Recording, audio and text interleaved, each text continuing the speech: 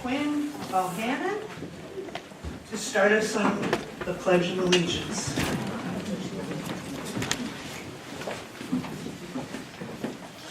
Pledge allegiance to the flag of the United States of America and to the republic for which it stands, one nation, under God, indivisible, with liberty and justice for all.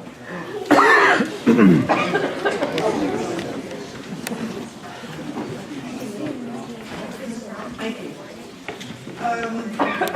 Roll call. Mr. Zaragoza, Ms. Castine, and I are present on the board, and the executive team is here. Dr. Lewis, Dr. Peterson, Dr. Lozella, and Jay Mann. Okay, our welcoming statement. I want to welcome everyone to tonight's meeting and remind the audience of the request to address board cards that must be completed and submitted to the board secretary if they wish to speak to an agenda item. Board policy provides for 2 cards. White cards are to be submitted in order to speak to a specific agenda item. That's the white card. And blue cards to be submitted in order to speak during public comments. There is a 2 to 5 minute time limit per speaker. Due to the open meeting laws, board members are not allowed to address items that are not on the agenda. If you do not wish to address the board, but wish to give your comments in writing, you can do so on a goldenrod sheet, and all members will receive a copy. I'd like to mention that all board members are now present.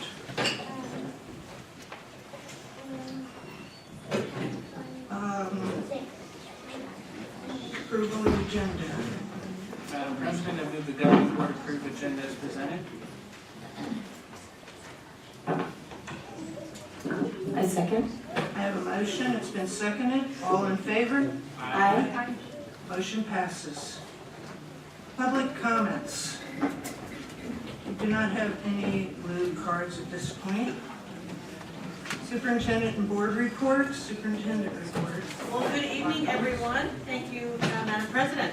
Well, I just wanted to say there is a newsletter that's in the neighborhood called In the Zona, and our district is featured on the front cover of it.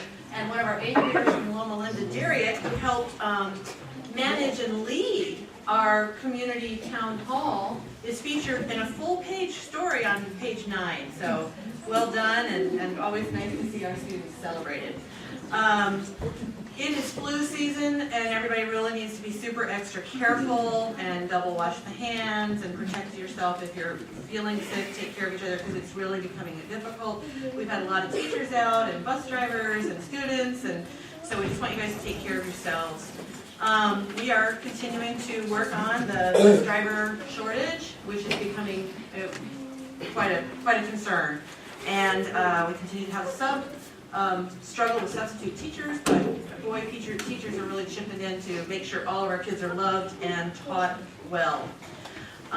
We had a leadership retreat shortly after our last board meeting, and there we studied and focused on our strengths and what helps us tick and be healthy and focus on in our natural state of strengths, and I think it might be fun for the board to consider this summer to do.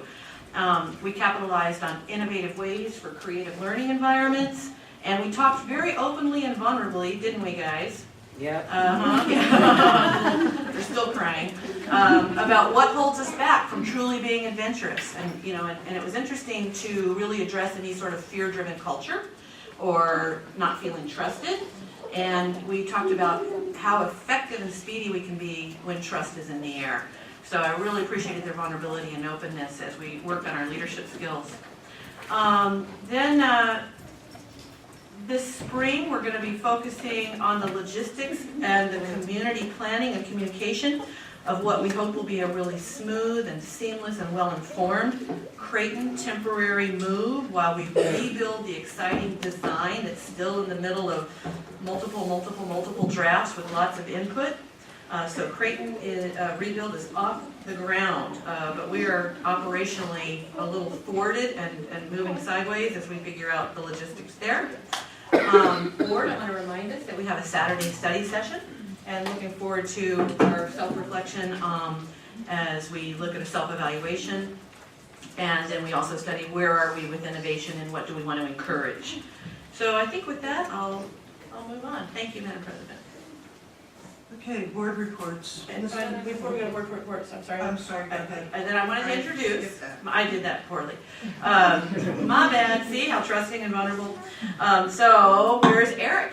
Eric May and the team will be coming up to share with us the Los Olivos project and what's going on with the park there near the Devonshire Senior Center and the Green Belt team. And Eric, welcome. We appreciate your sharing with us what's going on in our community. Thanks, our pleasure. Really excited to be here. Yeah, first of all, thank you to the president of the board for having us here and letting us talk to you about this project that we've been working on with the City of Phoenix Parks Department. And I'll do a real quick, we're going to be respectful of your time. So we're going to try and do this in 10 minutes and leave time for questions. So if I feel like we're rushing, it's just, there's a lot to get through. But to give you guys a little bit of a history on who we are, my name is Matthew Moore. I am a 6th generation Phoenician, but a 4th generation farmer in the West Valley. And also am a international practicing artist. And what I've done through my art career is really worked a lot around advocacy and education around agriculture and nutrition and other things. My partner, Eric May, is also a generational basic in hospitality. And so we came together to create and respond to this RFP that the city put out about, it was over the summer. But Greenbelt Hospitality is a partnership between he and I.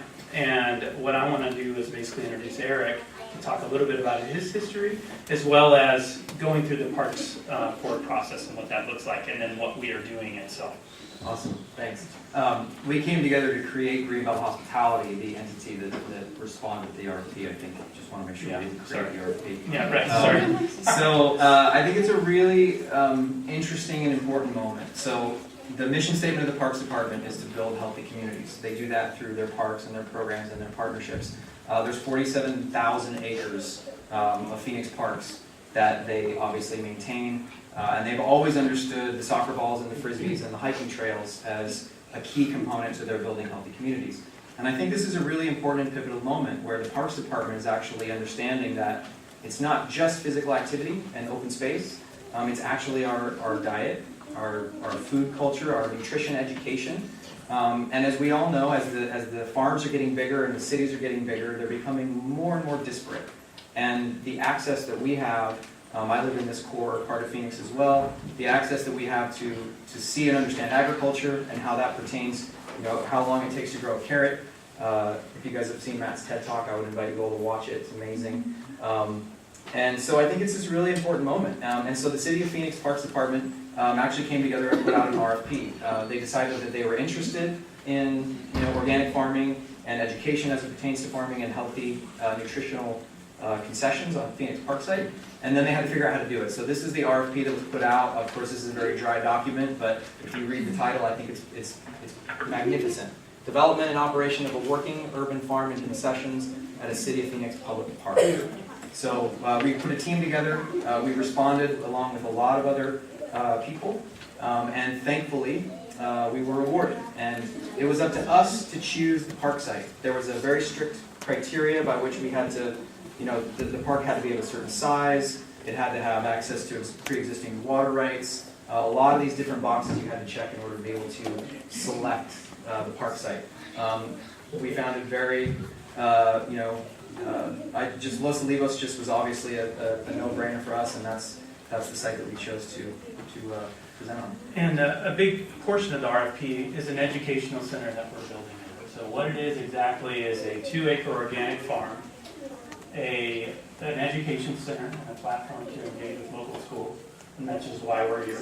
and as well as concessions, which is the economic engine that will enable us to sustain that over the 40-year land lease that we would have with them. So Los Olivos Park obviously is interesting to us because of its agrarian history and the olive groves that were there, and that will continue to be there as we move forward and farm around them and try and get those back up to what they were when the water was taken away from that. Back in the year was when the flood irrigation went to sprinklers. So a lot of our process is about getting that site and improving it, and as well as trying to work with the community. So where we are at, we've had 3 community meetings with over 700 people in attendance. We have sent out 22,000 mailers to a 2-mile radius.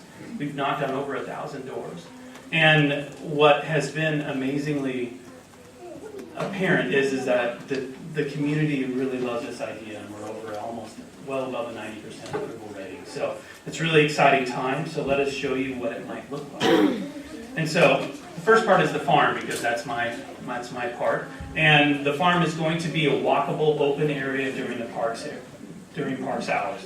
So basically we're going to be taking over a small portion of this 28-acre park and then be planting raised beds and other plants and vegetables, which will be integrated into not only the concessions but the educational experience, and introducing people into the growing world that lives around us that's somewhat separated. Another part of it, of course, is the art and education. Coming from my professional background in terms of trying to develop curriculum for Arizona, I had curriculum in 12 schools across the state.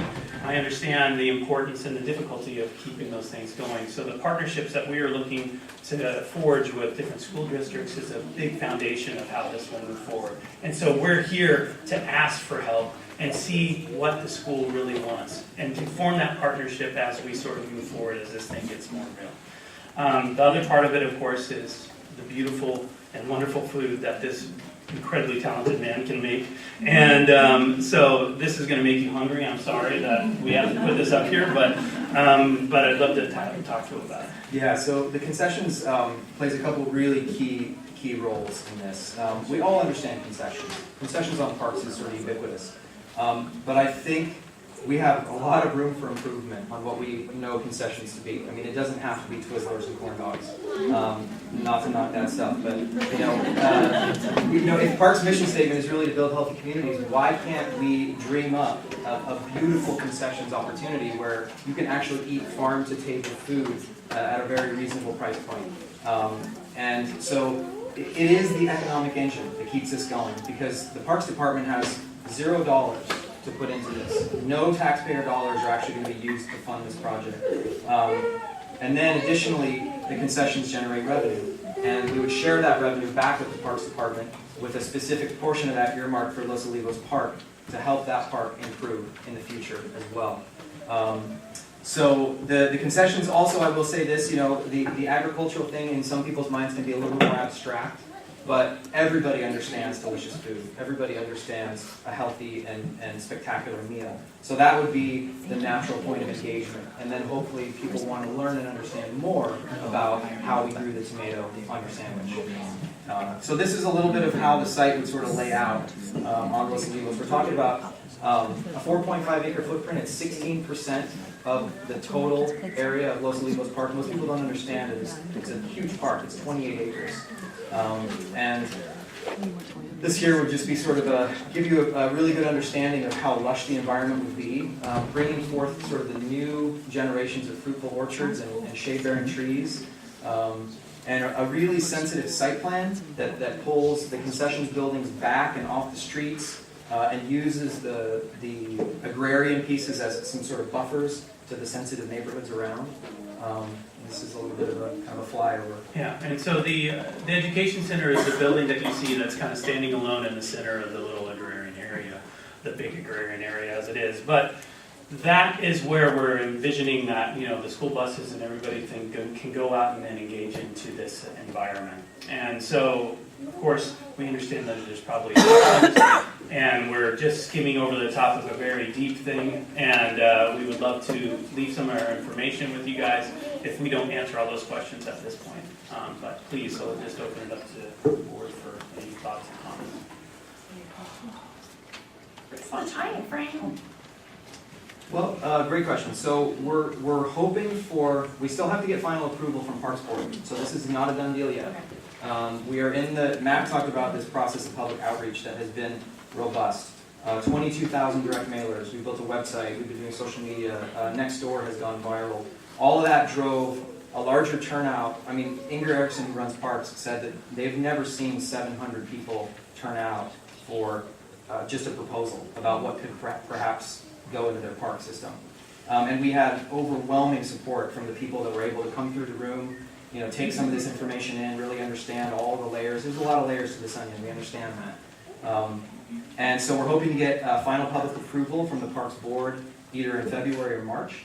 And then that would probably start about a 2-year timeline of design, permitting, and then raising this thing up, construction. There's one other thing I wanted to mention in terms of an education platform. The executive director of the Cooperative Extension Office at U of A reached out to us and has basically offered up the agricultural literacy curriculum that is a national, that they've developed over decades, and is so excited about having a place inside the city center of Phoenix. The only other place they have is out in Maricopa, and obviously with the way funding is in schools, that it's hard to get schools to go out there, so they're excited to basically partner with us and provide a space that's in downtown Phoenix. And I just wanted to sort of make sure that we mention that. So there is a robust group of partners behind us to make sure that when we come to you with an offer of, hey, let's partner in education, that there is the backing of a true core curriculum that could be applicable to you and the students here.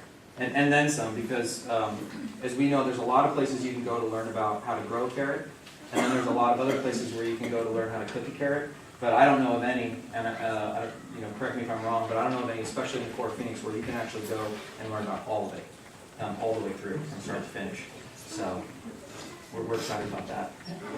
Other questions? It sounds amazing to me, so I just want to thank you guys for all the effort it's taken, I'm sure. And so we now have gardens at every one of our schools, I believe. And so it'll be an awesome opportunity for our students to be able to go and learn, relearn, to keep those gardens going. It's not an automatic thing, as you guys know. So it's great. I have some questions. I like the idea. I have some reservations. On your one of your slides, how many of the olive trees will be destroyed?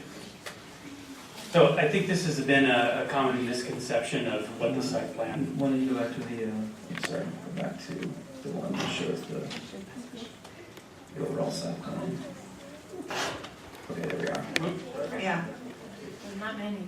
So at some point, somebody had mentioned that we were going to demolish 75 trees, and we're not sure where that came from. What we're doing is actually embellishing the trees and basically replanting ones that have been lost over the course of time. There is an amazing arborist with the City of Phoenix Parks Department that has been working on this site and trying to replant those groves, and we're partnering with him to identify.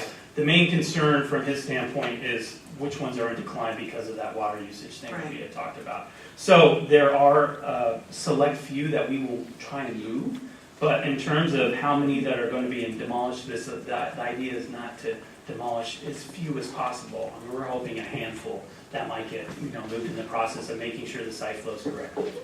Yeah, I'm up at that park a lot. I walk my dog there. I take yoga classes at the center. What's going to happen to the golf frisbee unit that is in that area right now? That's a really good question. So we've become really, we've gotten to know Zach Walker really well, the gentleman who actually built the disc golf course. And the disc golf community is actually, the vast majority of the disc golf community is really excited about the opportunity to reshape a couple of the holes, fix some of the issues that it has right now, and actually lengthen it out, make it a little longer. So part of the RFP process, and it was a big, thick document, and one of the core requirements in the RFP was that you cannot destroy or permanently remove any of the activities that already have a home at the But park. that's in that area. True, so we would be reshaping a couple of holes and making the course longer and hopefully better. So the Parks has a group of small group of those disc golf people that are basically going together and trying to figure out how they can improve the park. I guess my biggest objection is basically The Arnolds of Arnold Pickle deeded this property to the city of Phoenix for a park. And for certain areas of Phoenix, I guess it's not with you I have a problem. I enjoy fresh food. Yeah, you talk about, harvesting and cooking, that's my house. Yeah. Okay, but City of Phoenix taking it and not only with the concession that you make a profit, because you wouldn't be doing this if you didn't make a profit, but the City of Phoenix making a profit off the deed. I feel that in the future, people are gonna think twice about deeding things to the City of Phoenix for long term, I would love to speak to that. We've had the great pleasure of getting to know Shelley Arnold Lane now, and she is, she grew up on this olive farm, and she is, I can say, more than ecstatic about the plan. Her words, paraphrased, are this is exactly what my family would like to have seen with this, and I'd be happy to put you in touch with her. I'd love for you guys to connect so you can talk to her. She's a huge proponent. She's been posting on Facebook and doing a lot of things in support of the project, speaking for the Arnold family. Because we have heard that on a couple of occasions. I have a question. Well, I think it's a great idea, and I think actually what you're going to do to it is an extension of the park. It is a park. I mean, when you have things growing and things that, and where else in Phoenix would you be able to do this? But on a piece of land that's that big, you're not going to knock down 10 houses and do it. Then people would be mad about that. But water. So are you going to be using the irrigation that comes through SRP? We're going to be reactivating. You said you're having raised beds, though. How to raise beds? I'm a gardener. I have a So garden in what my we'll front lawn. be using is because of the fertilization and organic, we can't be, slinging compost all over the place. So we're going to be using drip irrigation with micro sprinklers on top to germinate the seeds, and then we'll move to the drip irrigation after that. And that's how we'll mobilize the compost teas and that's the stuff. So you will utilize the irrigation. We're Yes, going so- to reactivate the infrastructure's been abandoned by the Parks Department. That's one of the reasons that the olive trees are in such a state of decline. And the City of Phoenix is very excited because they've always wanted to reactivate those abandoned irrigation lines, and we're going to partner with them to do that. It has okay. a 7 acre foot allotment to it, which Okay. is, Yeah. mounds of water that stays with that. And so the SRP redeployment will basically have access to that water. And you'll be paying the SRP bill? Yes. Okay. And then the drip irrigation, is that City of Phoenix water?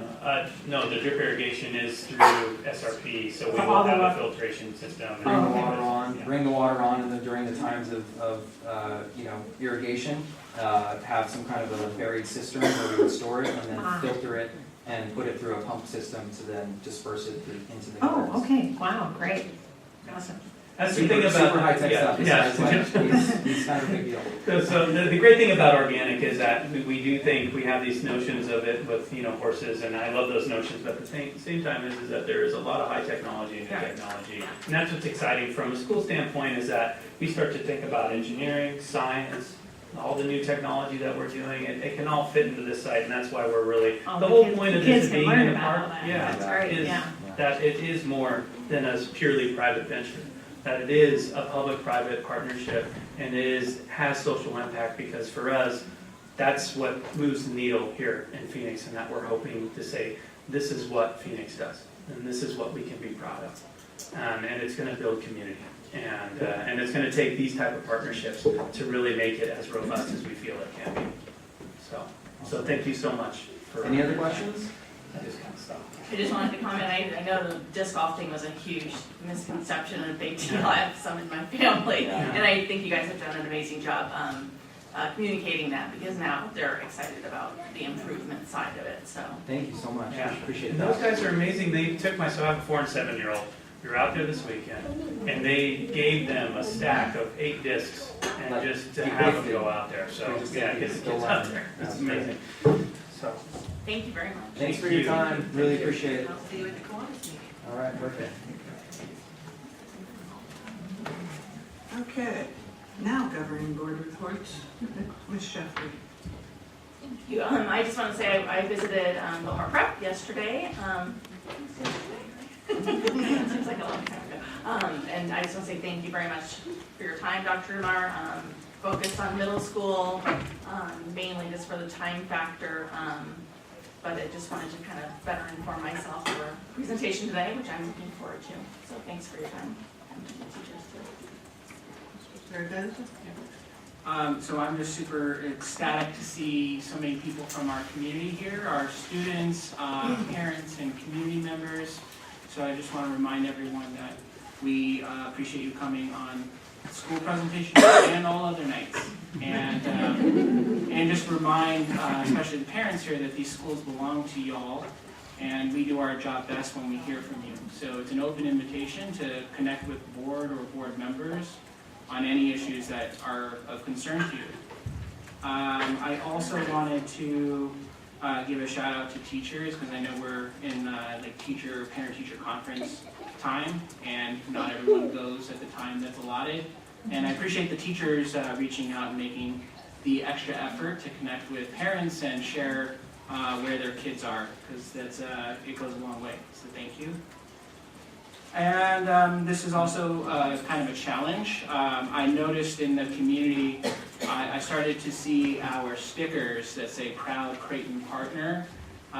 So it's a challenge to the people in the audience to look for those. It's more of a challenge to Jay Mann and team to get them out there and engage more of our businesses in healthy community partnerships so we have the most robust school system that we can dream of. That's it, thank you. Sexton Rose? Nothing to report, thank you. I just want to let everybody know that for the study session on Saturday, I will be leaving just a little bit early because I got a Hamilton ticket. So I'll be leaving around probably 12 o'clock so I can meet the rest of the folks there. So my apologies. I only have one thing, excuse me. Besides getting a cold or allergies, I'm not sure which. Our board secretary, Ms. Juarez, gave me NALA, am I pronouncing that right? NALEO, which is National Association of Latino Elected and Appointed Officials in Education. Well, they're having a statewide summit in Phoenix, April 27th and 28th, on the state of Latino education. That's a Friday and a Saturday. If anyone wants to see the agenda, it looks really good.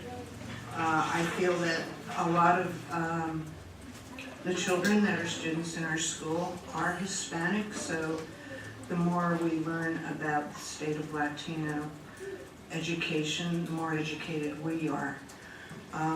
If you're interested, please see Ms. Juarez. It is $100, but that gets you into being a member for a year. The conference is free. Okay. Approval of consent, please. Madam President, I would like to pull something if I could. So I would like to move the governing board approve consent agenda items A through G and letter I.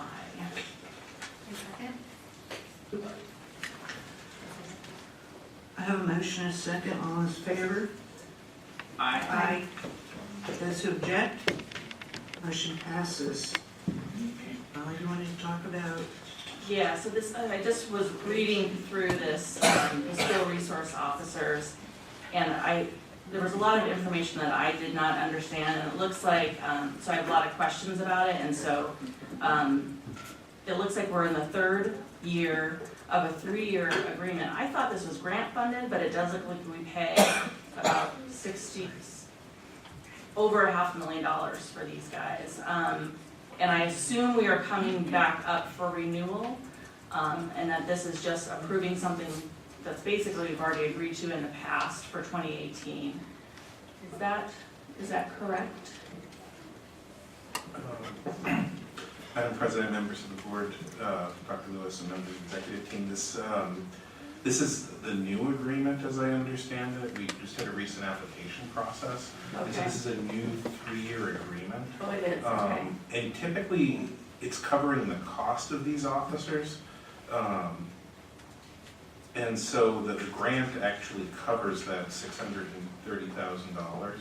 Because this is just a partnership on the Okay. city side with the police department. Now, having said that, just, you know, to have as much transparency as we can, there have been a few times in our arrangement with the SROs where there have been some small expenditures on the district's part, but typically that's occurred, the grant itself locks that pricing in for the 3-year window, and typically that's occurred if the city of Phoenix has given a raise to officers. So when those officers receive that raise still needs to be funded. And because the grant wasn't built with that raise in it, I think we had about $50,000 ballpark in cost during the last cycle. So I'd have to research to Okay. get you an exact number, but that's what sticks in my head is the ballpark number we have. Okay. So this actually is a grant, it's Correct. just spelling out. Yeah, kind and of this what isn't the expenses. grant itself, but Okay. this is the agreement with the city for the Okay. use of the officers that's being funded through. Okay, gotcha. So, and my other concern is that Gateway School was not awarded an SRO, which I feel like really needs one. Correct, so it is a competitive application process, and in the prior cycle, yes, Loma Linda wasn't awarded, and we were able to get through a separate type of grant called the COPS grant to provide there. This time around, we didn't have an alternate grant vehicle, but we do have a partnership with Phoenix PD, and we have some other grant funds and other funding sources that we're using. It's not an identical program, but we do have an officer who's functioning in a similar capacity at Gateway. I want to say it's 3 days a week or something like that, because we recognize the need there and the desire to support the campus and have similar services there.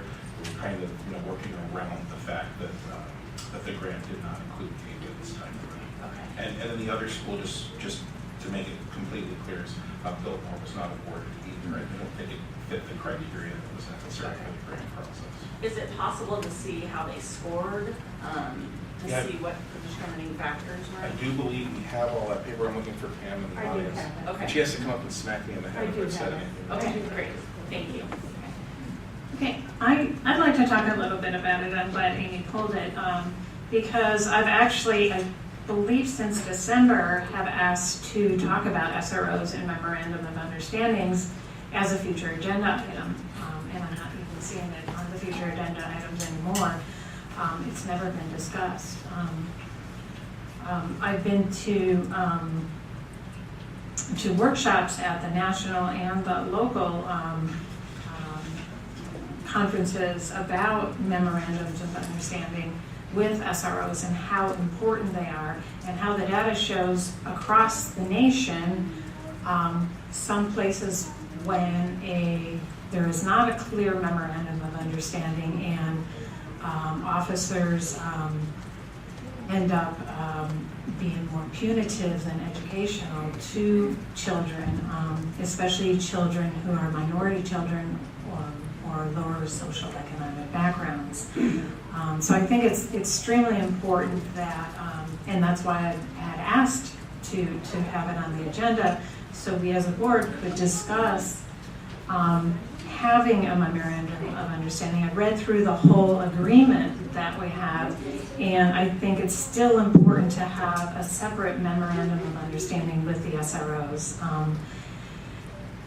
I saw education in there, and that they would be doing classes is very vague. It doesn't talk about, it doesn't give particulars or specifics about the education and classes. SROs work well when they have positive reinforcement with the children, when they are educating them and almost creating a trust.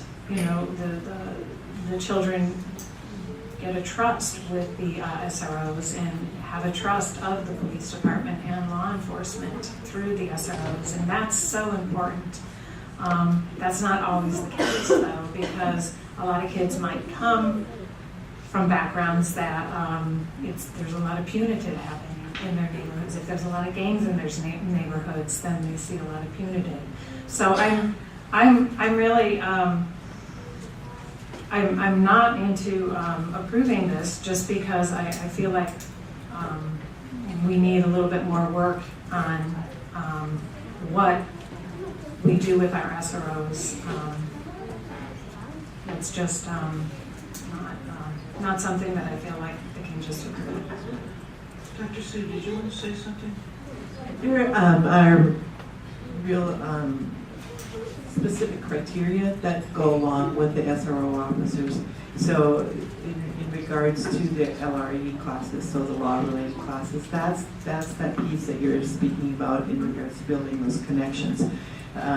Bringing forth topics that are pertinent at the school at the time to help educate kids. Additionally, with the officers being out at recess time, to build those community pieces with the families.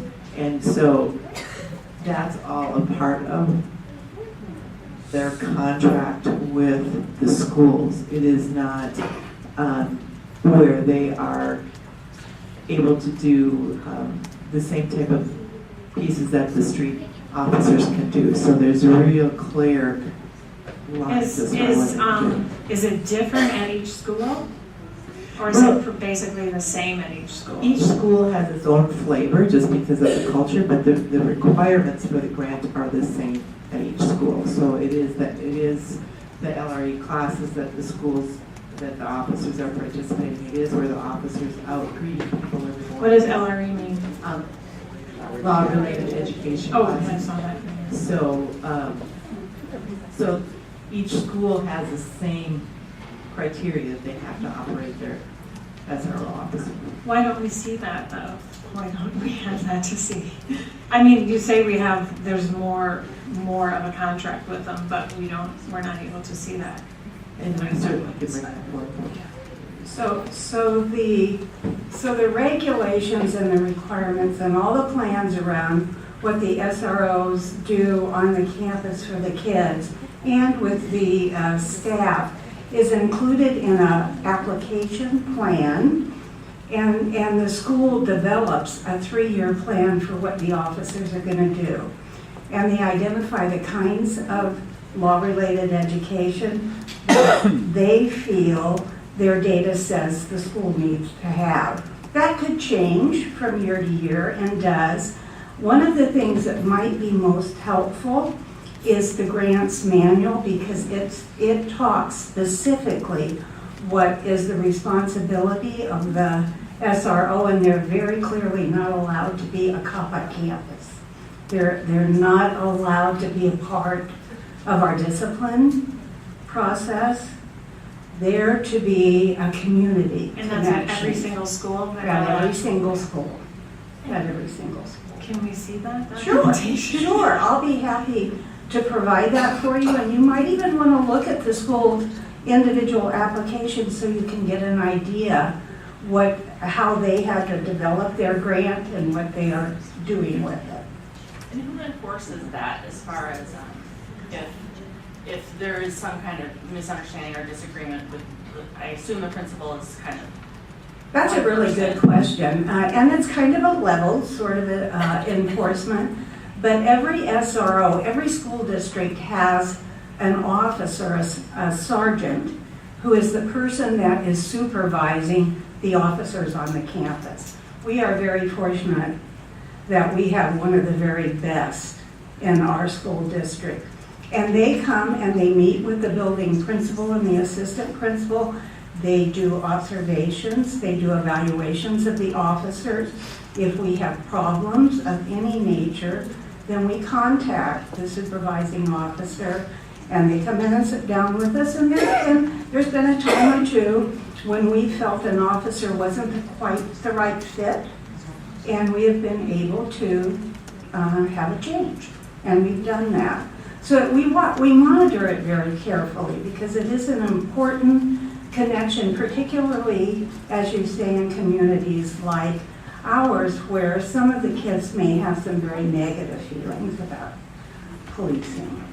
We have an officer who actually bikes with the students Yes. to school as a motivation for self just considering like some national rhetoric on the role of police and enforcement of immigration, federal immigration law, I guess my question is, not that that's a problem today, but in the future, if something changed, how do we make sure that these SROs that we've entered into an IGA with don't become immigration agents, and that's not something that we want to be part of? How would we make sure to protect our students if we have something like this? That's a very good question, and I will ask the director of the program at the Department of Ed. Her name is Jenny Walker. I just think that the program itself has such tight criteria that an officer can't really even arrest a child on campus without some extremely significant issue having occurred that would put kids in danger. So I agree with Carl though, because I actually knew an SRO, a Phoenix police. He grew up with my younger brothers, and he was very staunch anti-immigrant, and he was an SRO it was a charter school, but he just thought everybody who was brown should be deported because they were, so in a case like that, I mean, I think we should protect our students by maybe having something in our contract or something. They have to abide by the Creighton rules and all that, and you could have Well, the safe school. Well, the safe school, but they don't they're not employees of the district. They're employees of the city of Phoenix. But it's a partnership, and they're on our campuses, so they have to abide by. Well, it's not the mentioned. rules. So you surfaced some very interesting questions, and I think we just need to do some research, and I'd be happy to do that and bring it back at a time. This has never been a question that has ever surfaced from any of our schools. As a matter of fact, we've had parents who have consulted some of our SROs about some immigration issues, and so it's just not an experience we've had. That's a good question. Ricard, for me, like the experience with the SROs has always been a positive one. As a former teacher, I think it helped create a really different learning environment for the kids that we all care about. So, these are, I think, important questions given our national rhetoric that I think we'd like to learn more about. So when you come back, we'd all, I think, also like to know if we signed an IGA but decided to change our mind, what are the consequences for breaking an agreement? It's my understanding from what she said, if we have an SRO that does not match our campus, we can basically get another one in. Yeah. Okay. So That's true. if we kind of like had a rogue one and decided to. So our agreement is with the city of Phoenix to implement a school safety plan and to use SROs in our school. The funding comes from the State Department, is funded through the legislature. It's a special part of. That makes me nervous. Okay. So we certainly can look into it. And I think these are all good questions, that they're just not questions I've ever heard before. So we need to do some research. Well, and I think that they're all very good questions. But one other thing too, just, as we do go forward and vote for this, that SRO is also another person on campus who can provide a lot of support, not only to admin, but to teachers. And they fill in the gaps sometimes in light of all the budget shortcomings and things that we have to deal with that are coming from the legislature. And as a teacher who is a big proponent of restorative practices, as we go through this, we still want to be able to do that right and roll that out right. And SROs, as we go through that process, are part of the team on the campus that kind of helps us build up that culture. So I would hate to send a message to any admin or any teachers saying, sorry, but we don't want this extra person on your campus until we can look further into it, because I think we should look further into it. But I also think that, it's important that we show our support for the short staffings that often happen on campus and those SROs who can fill in the gaps. But I think they're really good points that are being brought up. Yeah, I mean, is there a timeline where we need to act on this today or lose the grant, or can we wait 2 weeks, get more information? I too don't want to send unintentional message, Ms. Castine, and I generally am inclined to think it's going to give us the information we're looking for, but I also want to make sure we're doing our due diligence.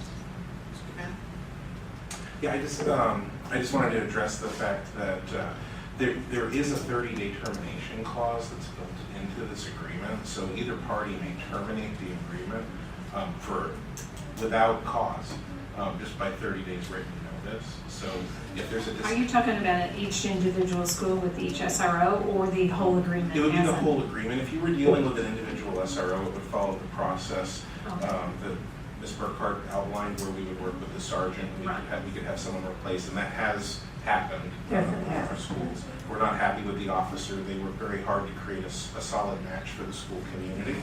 And the only reason I point out the 30-day prior written notice is if the discomfort concern is, what if something goes wrong? I just want the board to be aware that we do have that ability to back away from it. And Ms. Burkhart could probably answer this better. I don't know the time critical nature of this. I know the grant's already been awarded. I'm not sure if it puts the grant in jeopardy if we don't activate this agreement within a certain time. I know that the police department has called several times, asking it. There's a process to getting this done. It has to go through, attorneys and everything. I don't think it would hurt to wait, for the next board meeting if you would feel more comfortable doing that. I don't want you to approve something you're not comfortable with. I also don't want to send a message to either. These grants are so highly coveted across the state that I do not want to send a message to the State Department. The Creighton District applied for a grant and now is no longer concerned about the grant itself. And they did go away at one point. They did. During the budget cuts. They We got did. that, and we were so appreciative. We were one district, we have not lost an officer in the 15 years we've had this grant. And it's because we've maintained a very high level of connectivity with the State Department and the Phoenix Police Department, and we submit good applications. And so I don't want us to do anything. I would caution you not to do anything that sends a negative message. However, I want to make sure that you're comfortable signing this. So I know that Dr. Lewis had school resource officers in her previous district too, so she's familiar with how the process works. Well, I have to echo what Ms. Burkhart said about your comfort. I think this is a real clear yes for the board in terms of moving forward, and we should continue to research the elements of concern, especially related to roles with immigration and any discipline that's inappropriate, and maybe study when we may have had to have parted from supervision and when we would even dare consider not having an added person on campus. So I would recommend a yes vote tonight to keep the contract moving forward while we continue to learn and know that we can cancel on a 30-day notice. Well, I don't know, I feel like we're kind of in agreement that we do want the SROs. I don't see how 2 weeks, of just we'd like a little bit more information is going to be a problem. I mean, we're not sending a message that, no, we don't want this grant, we don't want it. We're just saying, can we just see a little bit more information on this? Again, I don't think there's anything wrong with getting more information, but as you know, these really are highly coveted, and again, I really believe that we should get to a point where we do not have police officers in schools. I sat in the same conference where where they talked about the MOUs, and I do think that that's something that we should be looking into. But again, until we are truly a restorative practices district where we feel confident in that role,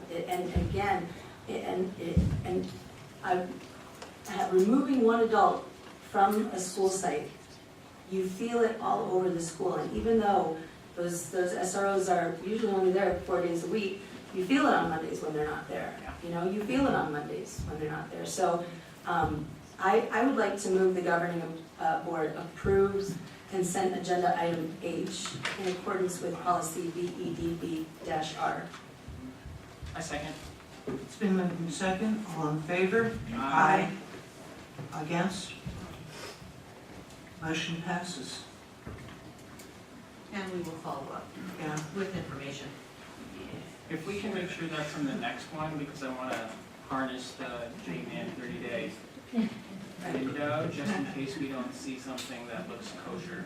You know, and I've been on the board almost 6 years, and I've seen promises that don't happen at the next meeting. Hilda, does she need a card as well? I think it was on there, I think it had an accident taken off, so I think I still have your previous card. Okay. Next agenda item, educational service, Biltmore Preparatory Academy presentation. Dr. Peterson, please. President Young, governing board members, Dr. Lewis, it is great pleasure that we present the Biltmore team tonight, who is going to present information that Dr. DeMar and her team have taken in over the first semester of her principalship, and what they've learned as far as strengths and areas that they are going to be addressing. And we have some great addition of some students who are going to be sharing with us, as well as video clips with kids and parents. So I'd like to welcome Dr. DeMar. Excuse me, Dr. DeMar, could you hold up just for a minute? We do have a request to address the board on this agenda item, so we'll go through them first. Vicki Anderson, please.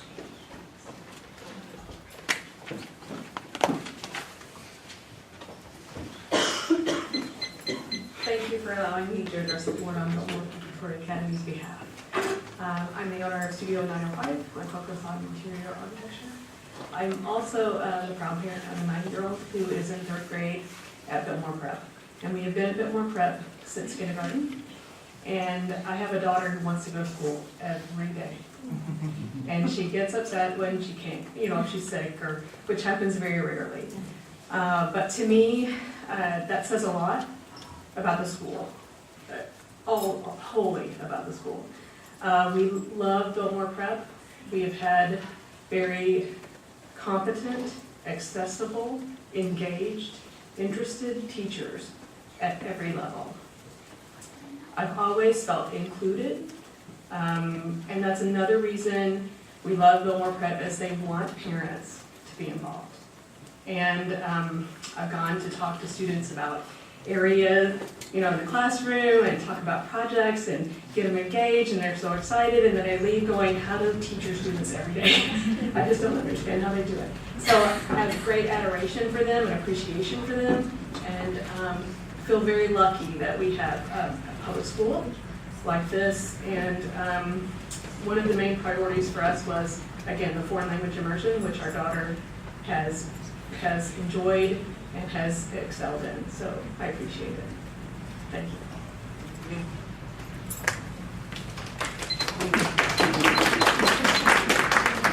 Kelly Blakesley. Am I pronouncing this right? You are, yes, you are.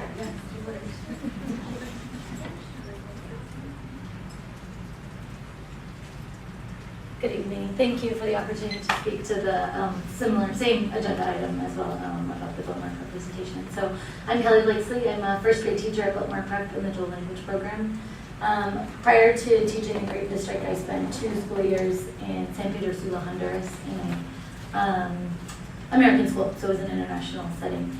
And I just fell in love with the country, the language, the food, everything about it. And I knew that when I returned stateside to teach that I wanted to be in a bilingual setting.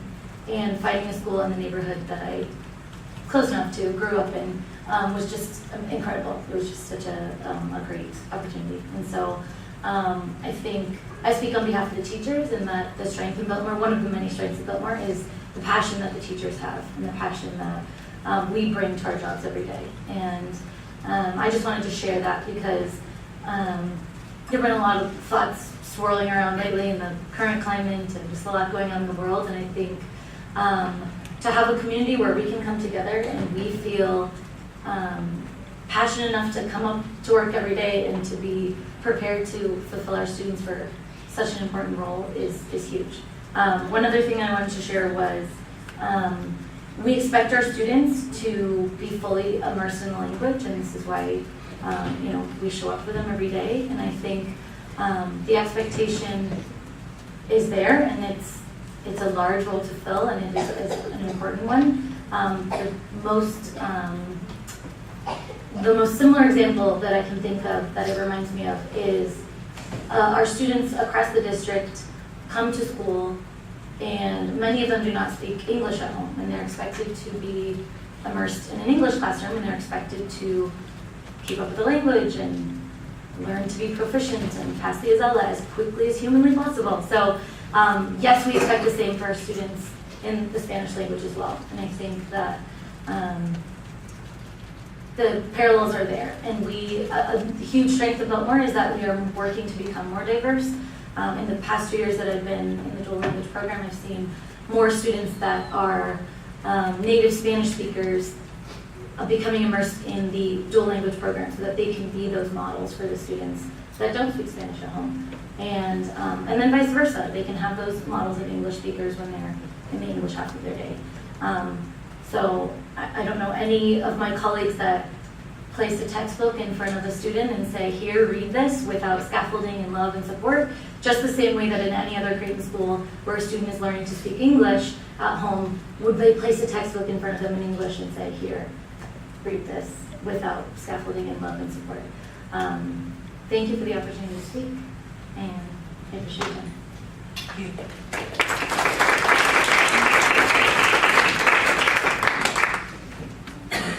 Okay, the next one, I'm not sure due to the fact reading the handwriting in me, it's probably my fault. Is it Kadra or Katra? C-H-A-N-A. I'm sorry. It's okay. Good evening, everyone. My name is Katja Chang, and I appreciate the opportunity for me to be here this evening speaking on behalf of this wonderful school called Biltmore Prep Academy. We moved here 3 years ago from California, and I don't know how I got so lucky to found this school through the internet, and that's how we were able to get in, and we absolutely loved and fell in love with the school. One of the things that really draws to the school was the fact that it's a dual language immersion school. And being from California, I know how important of any language, whether it's Spanish, Chinese, Japanese, German, you name it. I'm a flight attendant and I travel around the world, and I realize how unfortunate United States of America, our education system is a one language school. Because if you go to a different country, they all speak a little bit of English. But we, as Americans, we only speak one language mostly. So the opportunity to be able to give my daughter a gift of a second language is priceless to me. And I can't put it better than what Vicki has said and Ms. Blakely has said, what a wonderful community that we have at Biltmore Prep Academy. I know everybody say that about their school, but our school really is a tight, small, net family. We know a lot of the parents that's at school. We see a lot of the kids, and we're involved in a lot of the school program, after school activities, and a lot of parents come in and help. We try to do the garden club. We're gonna do all kinds of stuff. We help out at lunch, and just, you know, kids are, I feel my daughter is very safe there. So the best moment that I had was when we went to the community breakfast meeting, and my daughter was with her classmate Quinn Bohannon, and they presented their video in Spanish. It's about the mildewed bread. Unfortunately, I don't understand a word they're saying.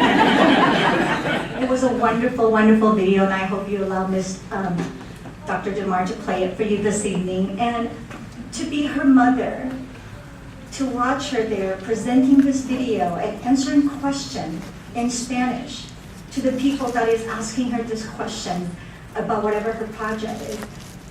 It's beyond proud moment for me. And there's no words to describe what a gift that is for me to give it to her and be able to continue to give it to her through Biltmore Prep Academy. And I hope that people truly understand what a great teachers we have, staff at Biltmore Prep. And I just have to have my one last note. I don't think our teachers make enough money in Arizona. Thank you for the opportunity and have a great evening. Thank you. Claudia Garcia.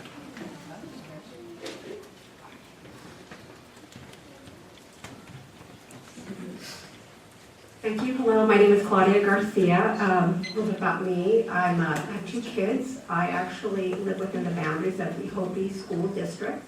My personal background is that I'm a registered geologist in the state of Arizona. I'm also a project manager for the Army Corps of Engineers. I went all of my education to LA Unified School District, so I think I'm a pretty good judge of what it means to go to a good public school. And I can tell you that there is just something so right going on at this school. You know, I'm a full-time working mom, and on the off chance that I can get a chance to go to school, I remember it was the day I went in, they were having an assembly. I didn't even know what was going on. I thought, I'm just going to go to the school. And I walked in, and Dr. Lauren, who's sitting right back there, I walk in, and the kids are chatting around in the auditorium, and he just walks in, he didn't say anything, just walks in. Let me put this down. And the kids are silent. They are all just taken away. And then they start chanting something about tiger, pride. I'm choking up now. I was like, what's going on here? It was amazing. And the school has exceeded my expectations in so many ways. You know, quality of education, communication, community, and the one thing I didn't expect, which is integration. The quality of education at Biltmore Prep, well, you know, it's just been amazing. My daughter is now in 3rd grade. And while maintaining a full foreign language immersion experience, she meets and exceeds all requirements in math, reading, social studies, and science. And I can tell you science because when I get a chance to go in and volunteer, I can see that she understands science. I can see her comprehend what her teachers are saying. She is talking back to them in Spanish. So I know she's getting it. In terms of communication, and it's probably because it's the modern digital age, I mean, the communication is just fantastic. You got your Schoology, which is something totally new to me. You get emails from the principal. I volunteer for the PTO. You get emails from the PTO. We're doing fundraisers, a level of community involvement that I had no expectation when I went in. And the community, you know, the teachers, the family, you know, and I just want to give a hand to our teachers, our beloved teachers, Ms. Stewart and Ms. Ramirez, and back there.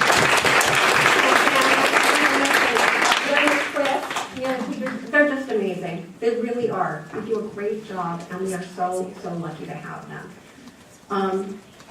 But on the last point, you know, integration. A little bit about me, okay? I'm a first generation born here, Mexican American. My mother immigrated to Los Angeles with her family in 1963. And growing up in Southern California, I had no idea how the rest of the country was with respect to Mexican Americans. And I can tell you that as a district, the Biltmore Prep Academy is a gem for drawing people of different social areas together. You've got people who may be more disenfranchised attending there, but the draw of other parents who want a more global, worldly experience, bringing those children into the school, that's just priceless. And people are there for a greater purpose. That is something you cannot sell. It's amazing. It's really great. When I meet people, you know, parents who have advanced degrees, who've been in the Peace Corps, it always blows my mind. So, I just want to tell you, it's a great school. There's some really great things going on there, a lot of greater purpose, and I hope you know you got that. Thank you.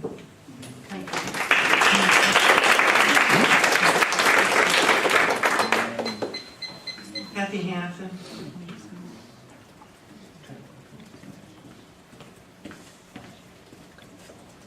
Good evening, governing board members, Lewis.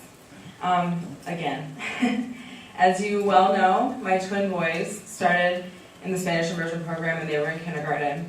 And this October, after 7 years in the program, we transitioned them out of the program and put them in their regular class because their Spanish proficiency was so low. They're actually very relieved. They can understand what the teacher's telling them, and they don't anymore have to rely on Google Translate to do their homework.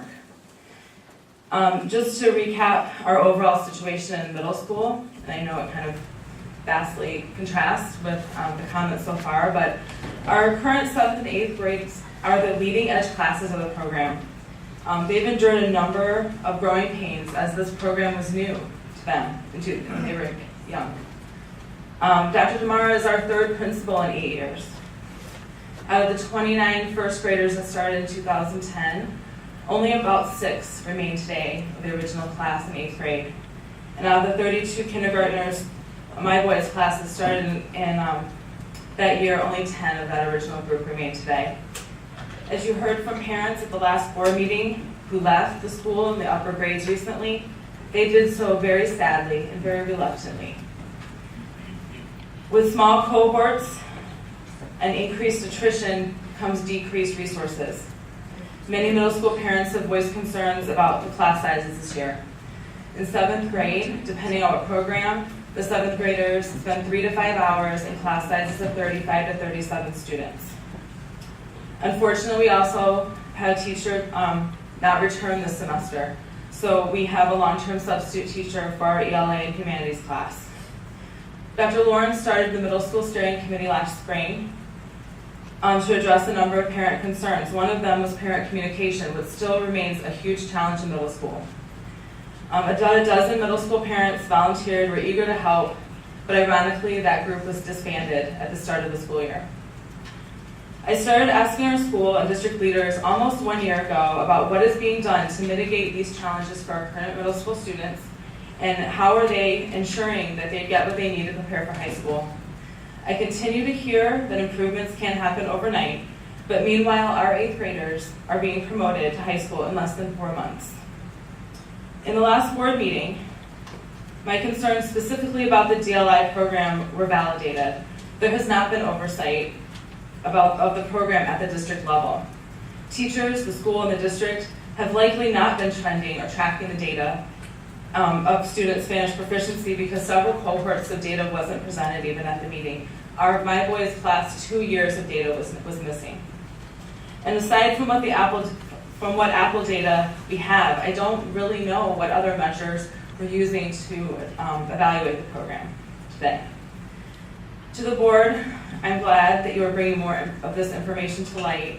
I hope you will ensure that some students are not expected to learn or struggle through learning upper grade subject matter that they need to prepare for high school in a language they can understand. I hope you will look at the attrition rates at BPA and the issues in middle school overall and ensure that it provides value for all students and all families.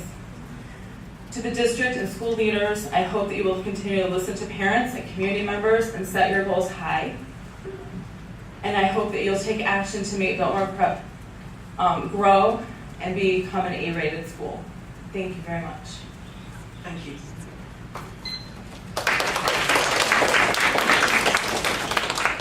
And last but not least, you're just alphabetically the last one. Heather Jenkins.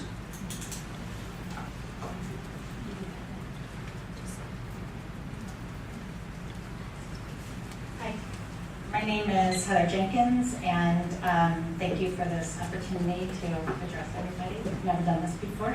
So, I have a 3rd grader and a 6th grader at Biltmore Prep. So I'm the #1 reason we picked Biltmore Preparatory Academy is the language immersion.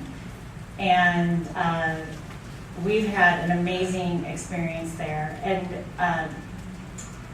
one thing, something that's pretty important to bring up is for 1 year we did leave the school, and it was for our son. It had nothing to do with the foreign language program. It was him and how he learns and processes things. And we actually live in the Madison School District. So we went to Madison Heights because they have a foreign language immersion program, and they promised us things to help him through his struggles. And they had amazing teachers, just like Biltmore Prep has amazing teachers, but nothing was different in what they could do for him in a public setting. And so my husband and I talked about it, and we, no question, went back to Biltmore Preparatory Academy because his friends are still there. He went kindergarten, first, second there. All of his friends are there, and the teachers are amazing, and the biggest thing is the community. Madison Heights did not have that community where all the parents come together, all the teachers come together, like I said, both our daughter and son had good teachers there that year, but the teachers at Biltmore Prep, they make time for you to meet with you, they communicate with you regularly. We have Schoolology that I'm always getting reports, first through fifth grade, or kindergarten through fifth grade, or whenever it started, through fifth grade. And now that our son is in sixth grade, we get, I think, is it weekly reports that you send out, Ms. Turner? And it's, I read them, and it's great because it lets me know what's going on for the sixth graders through eighth graders. And she sends it out every week, so I know exactly what field trip he's going on, what is expected in different divisions, what they're doing for kids, the eighth graders that are going on. She talks about what's going on for sixth grade, seventh grade, and eighth grade. So I feel I'm in touch with what he's doing as well.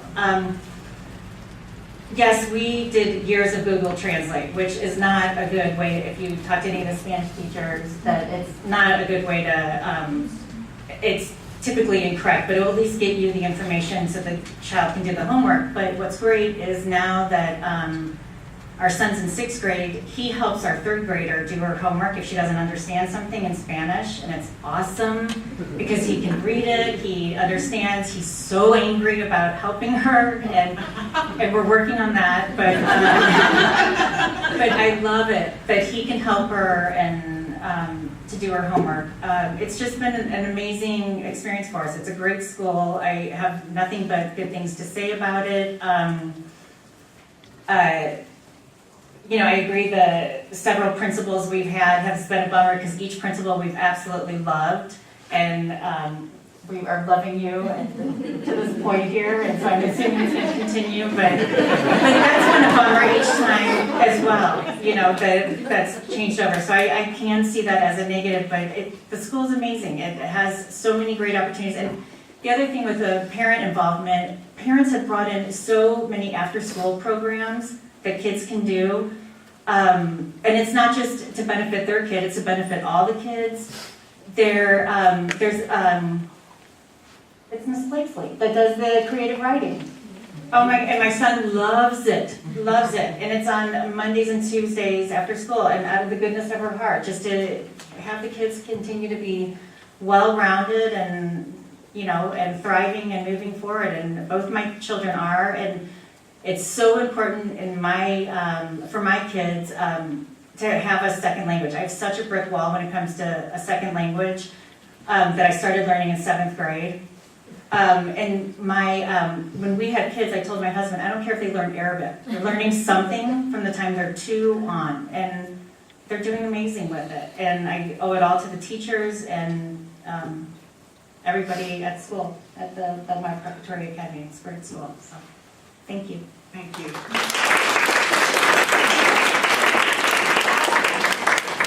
Dr. Dumar, you now have the floor. Give me a minute to get everything set up here.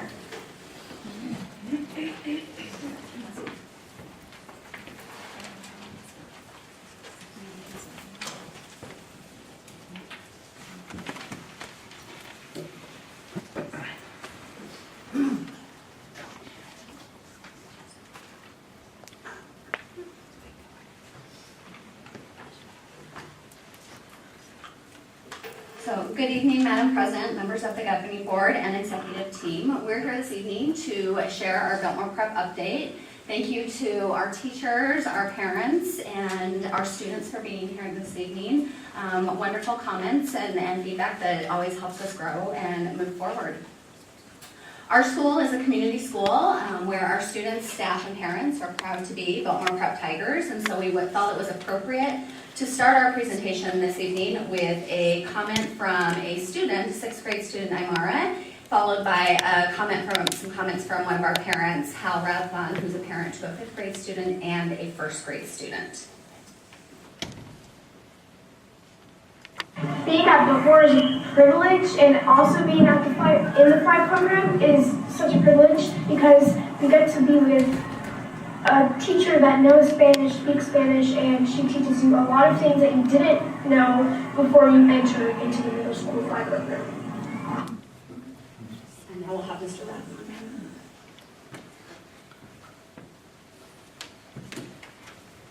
Great, thank you.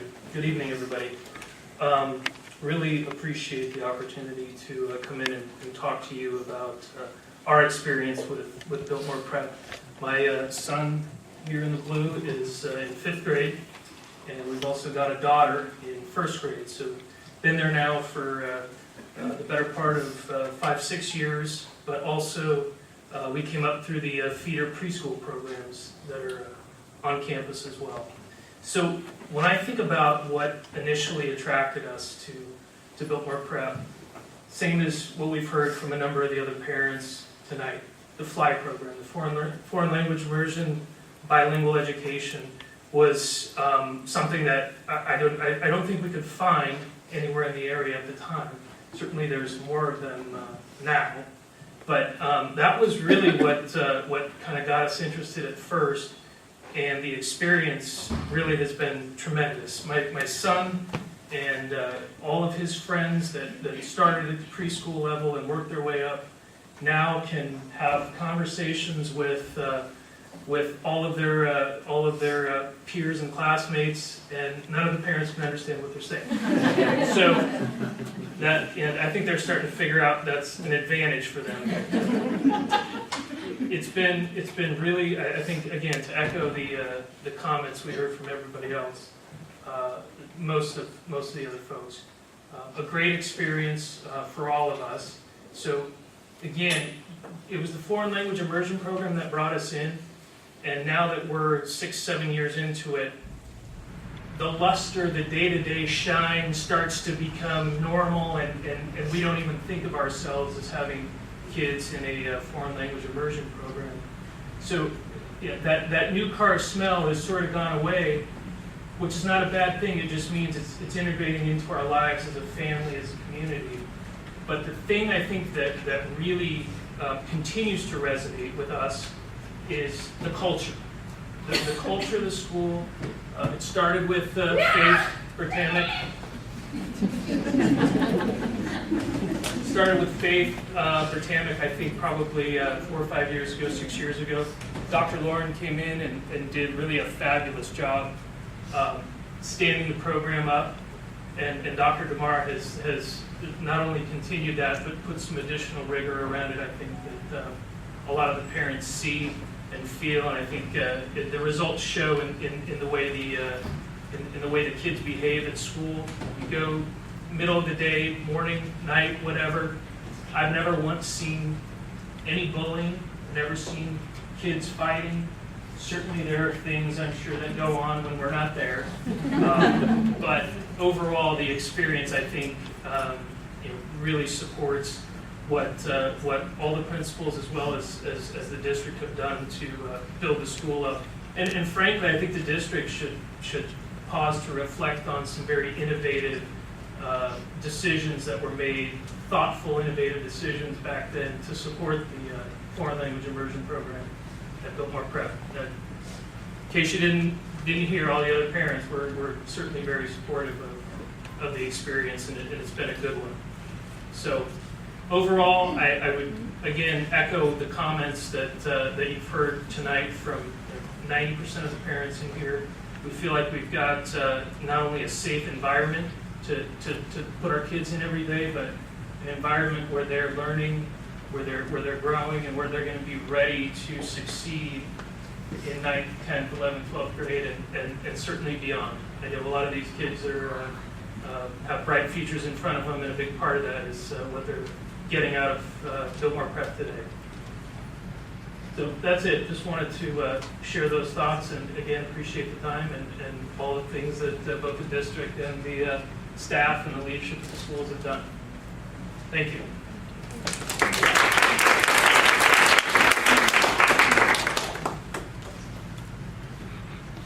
So ironically, as we were preparing this presentation, my time hop popped up and reminded me of a Facebook post that I shared 6 years ago, where I had just completed kindergarten enrollment for my son, and I had shared that I was feeling very confident in our school choice for Dominic next year as he begins kindergarten at Biltmore Prep. 6 years ago, I can't even believe it. And for 6 years, I was a proud Biltmore Prep parent. I'm here today still as a proud Biltmore Prep parent with a 5th grade student, and I'm also the proud new principal of this amazing school.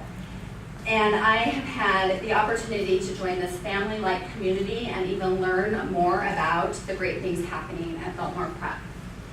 When my son started in kindergarten 6 years ago, it was about the 3rd year of the dual language program, and it's been exciting to have that kind of bird's eye perspective as a parent, watching the program grow. And as I've been principal this first semester, really having more of an intimate knowledge of all the ins and outs and the great things happening at Biltmore. It's been a quick first semester.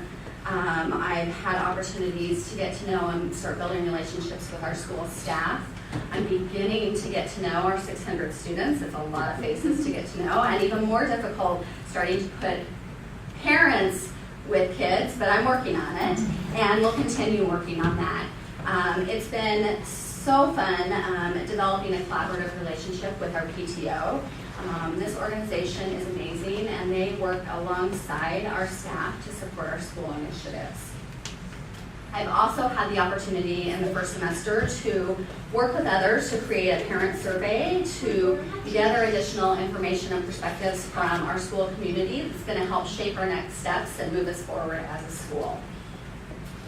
So when we were creating this presentation as a team, we really wanted to kind of align to the district strategic plan and focus on adventurous learning opportunities, kind-hearted leaders, and collaborative learners at Biltmore Prep.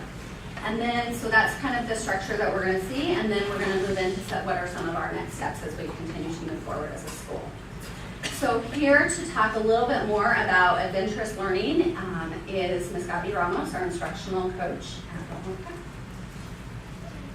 Oh, and I forgot to mention, we have a ton of videos embed throughout, and we cannot show them all just in the nature of time, so I would encourage you to hop on and view those because they're really fun, especially on some of our students' perspectives of things happening at Biltmore. I don't know that we can see them. It's like a P, you know, it's like the PDF, so they can share it with us, right? We'll figure out how to Yeah. share them. Good evening, and what could have been more adventures for our children than learning a second language? Our program gives the opportunity to students to learn a second language, have fun, and learn other culture. Also, using all the technology resources available in our school gives a special touch to their learning, as they are encouraged to experiment, wonder, be curious, and adventurous using Spanish. And as Dr. Mas said, we have some amazing videos, so we invite you to visit our Facebook page, and you can see them there. And we have one video with some of our students that we will play as an example of that. What do you like about being a student at Biltmore Prep? Bueno, a mí me gusta ser un estudiante en Biltmore Prep porque podemos hablar en dos diferentes idiomas, español e inglés, y también podemos conocer a diferentes personas y personas que no sabemos y personas que sí saben. A mí me gusta Biltmore Prep que somos bilingües y que podemos conocer a diferentes personas y que tenemos muy amables maestras.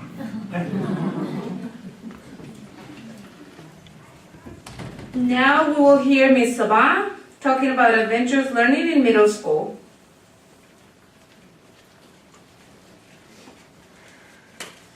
Fillmore has really embodied the idea behind adventurous learning. Last year, we went with parents of students in the middle school to come up with our next steps. With grit and determination, we have taken some of the committee recommendations to move forward in providing our students with an authentic middle school experience. We have a video of one of our parents, Megan Tejada, speaking about being a middle school parent.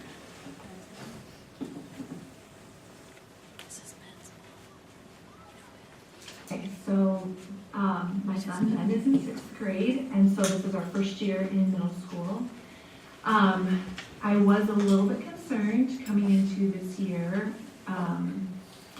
with the middle school program, mainly the quality and the amount of extracurriculars we're kind of concerned about available to the students, and but it's been great. We've had a great experience with my son's teachers. They've all been wonderful, and he's really enjoyed 6th grade. I've been super happy with the sports program that they've offered this year, and I've been very happy with the amount and the quality of field trips that the teachers have set up this year.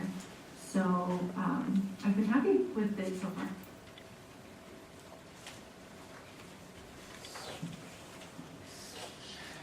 We have asked some of our students to come in and talk with you a little bit about their experiences in middle school. We have Lily, who is a 7th grade student. We have Gabby, also a 7th grade student, and she is also our student council president. And then Joey, who is an 8th grade student, and he is the student council treasurer. We did have another student, but unfortunately he was sick, so we're going to ask the 3 students to come up and talk.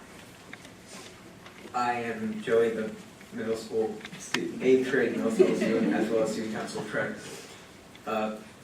During Pride Hour, which is a class we take taught by Joyce Sabah, as well as my mother,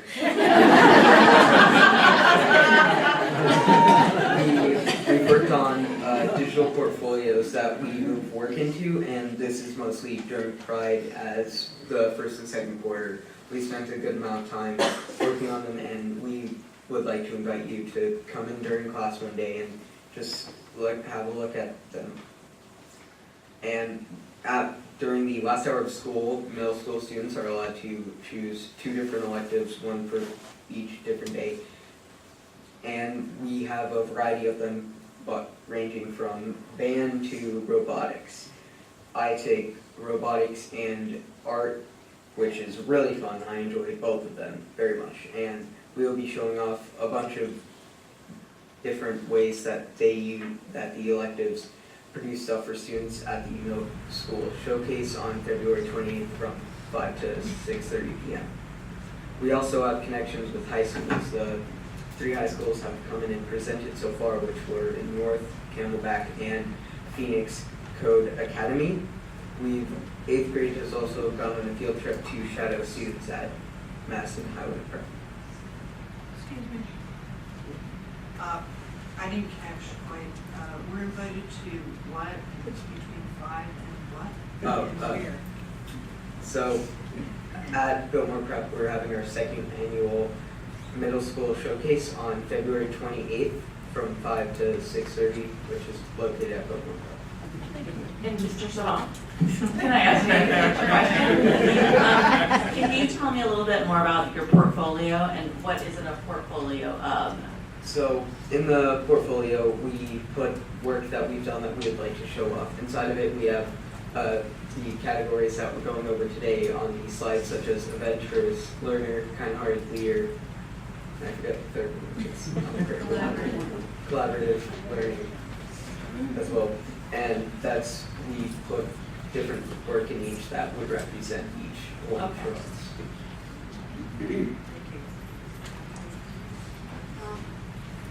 I'm Lily, and I'm a 7th grader at Biltmore, and right now I'm going to be talking about the field trips. So far, we've had a total of 5 field trips, which is really great compared to since last year we only had 2. And the year halfway over, so hopefully there'll be more. And so far, we've gone to J.A. Biztown, where we learned how to be an adult. We went to the Phoenix Symphony, where we learned about perspective between different people. We went to the Sun Stadium, where we learned about finances. And then we went to Chase Field, and we learned about engineering and STEM. And today we just got back from an ASU field trip, where we learned about astronomy and took a tour of the university.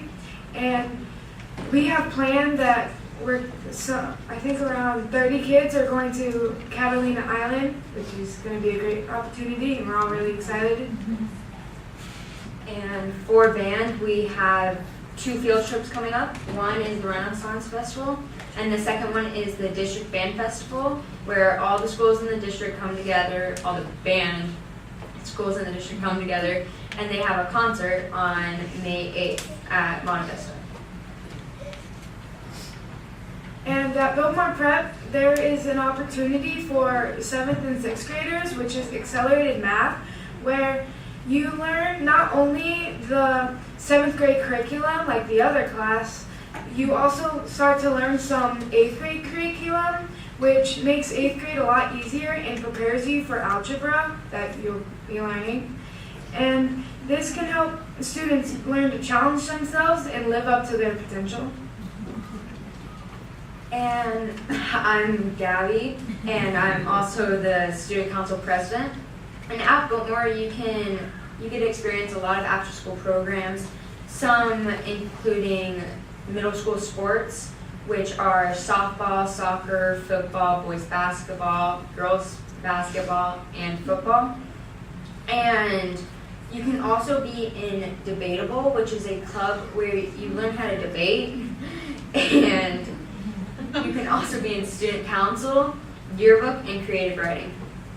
And creative writing is a club that I actually created with the help of Miss Blakesley, whom you've already met. And in it, we go to Miss Blakesley's class and we learn about different genres of writing, and we learn how to write it, and hopefully we'll be learning how to publish a book soon. So at Biltmore, we have the FLY program, and I am proud to say that on March 7th, we are having our first school Spanish spelling bee for 6th through 8th graders. Yeah.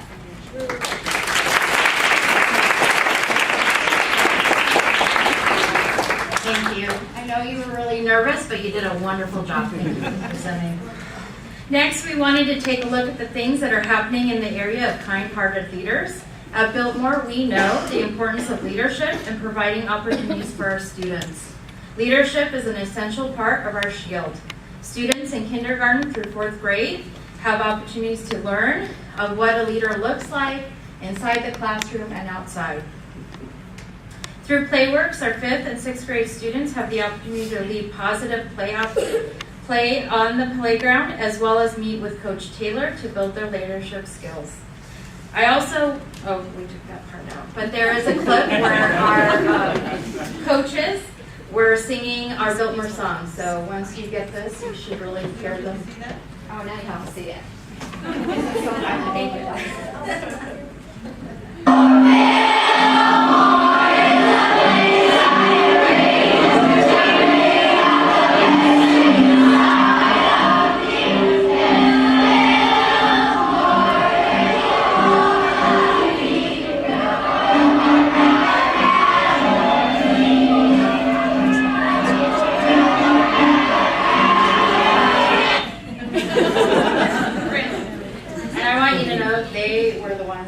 Dancing around and came up to do this, so we were really excited to include them. So the next part is a video clip from our student Dylan. He is a 7th grade student, and he is talking about how our teachers help to build kind-hearted leaders.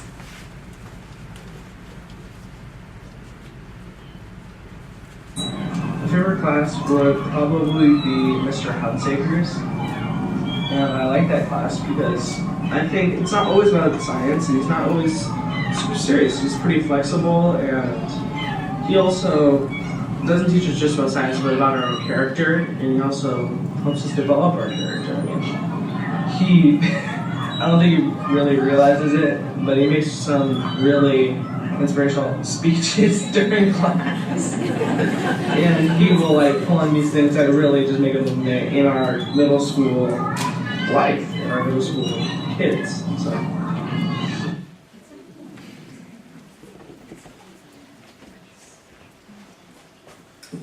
Good evening. So one of the things that was discussed at our last board meeting was that we've earned the distinguished honor of becoming an APCO Distinguished School. And as part of our site visit, we recently hosted other neighboring districts and then also members of the APCO Corporation.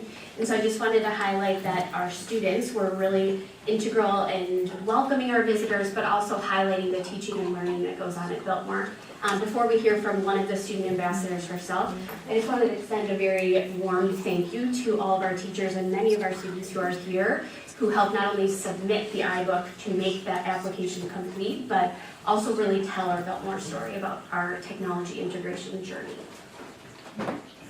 So we're an Apple certified school, and the school had chosen a group of 6th graders, 8 6th graders, I'm pretty sure, and to lead a tour around the school of how we deserve to be an Apple certified school. And I was chosen to be one of those leaders, and it just showed me a sense of, hey, people actually know who you are. They're not just looking at you like, oh, that's Avery.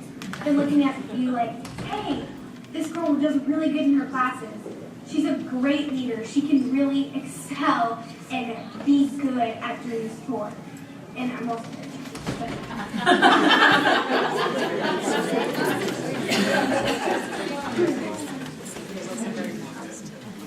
So one of the exciting things, many exciting things taking place this year at Biltmore is the opportunity that we've had to collaborate with SPS Bus Architects on the design of a master plan for Biltmore Prep. Out of this, a design team was created, and this was a great opportunity to not only hear from members of the community, but tap into the expertise of our student ideas and their leadership. Student focus groups were held where students got to design the campus, and they were very creative, from what I hear, in their design. And we were able to select 5 Biltmore Prep leaders who actually participated in the design team meetings. And during the last meeting, our 5 students facilitated the activity with small groups of redesigning Biltmore Prep with blocks.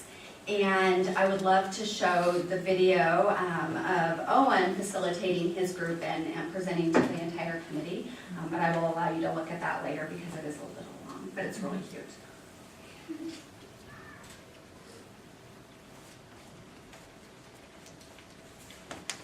Continue talking about collaborative learners. At Biltmore Prep, we inspire our students to be collaborative learners, and an example of that is our middle school students who go to primary grades to model and engage students in Spanish conversations.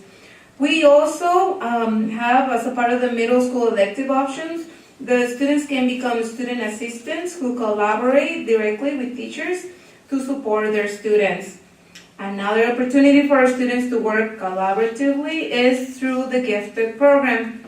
We have also had a goal this school year to engage our students more in scholarly discussions. Our teachers have engaged in professional development of the what and how of scholarly discussions, and they are finding opportunities in and out of the classroom to have students engage in discussions using academic vocabulary. So now, to talk about collaborating with our parents, Ms. Twist will share some information. Good evening, I'm Marie Twist, instructional coach. So as a staff, we also see ourselves as collaborative learners. And we are so fortunate to have such an engaged parent community. And we really value their feedback. Building on the work of Dr. Lauren's middle school committee last year, we pivoted to solicit feedback from the entire Biltmore Prep community as we get ready to move forward as a school. Before winter break, a survey was sent out and has been closed just recently, so we're still analyzing that data and looking for trends and themes. but we're excited to share some of the highlights with you tonight. So as was just mentioned, we're still in the process of analyzing the data, and we'll be coming back with information that Dr. Navarro will be sharing with the community. But as you can see, there's several highlights that they picked out with seeing the 95% of the parents who responded selected BPA because of the dual language program. And then as we had discussions in regarding with middle schools, showing 51% of the families are committed through 8th grade, but also too is 40% of them are undecided at this point, which is a great place for us to dig further. So that's, Dr. Navarro will talk about that later in her next findings.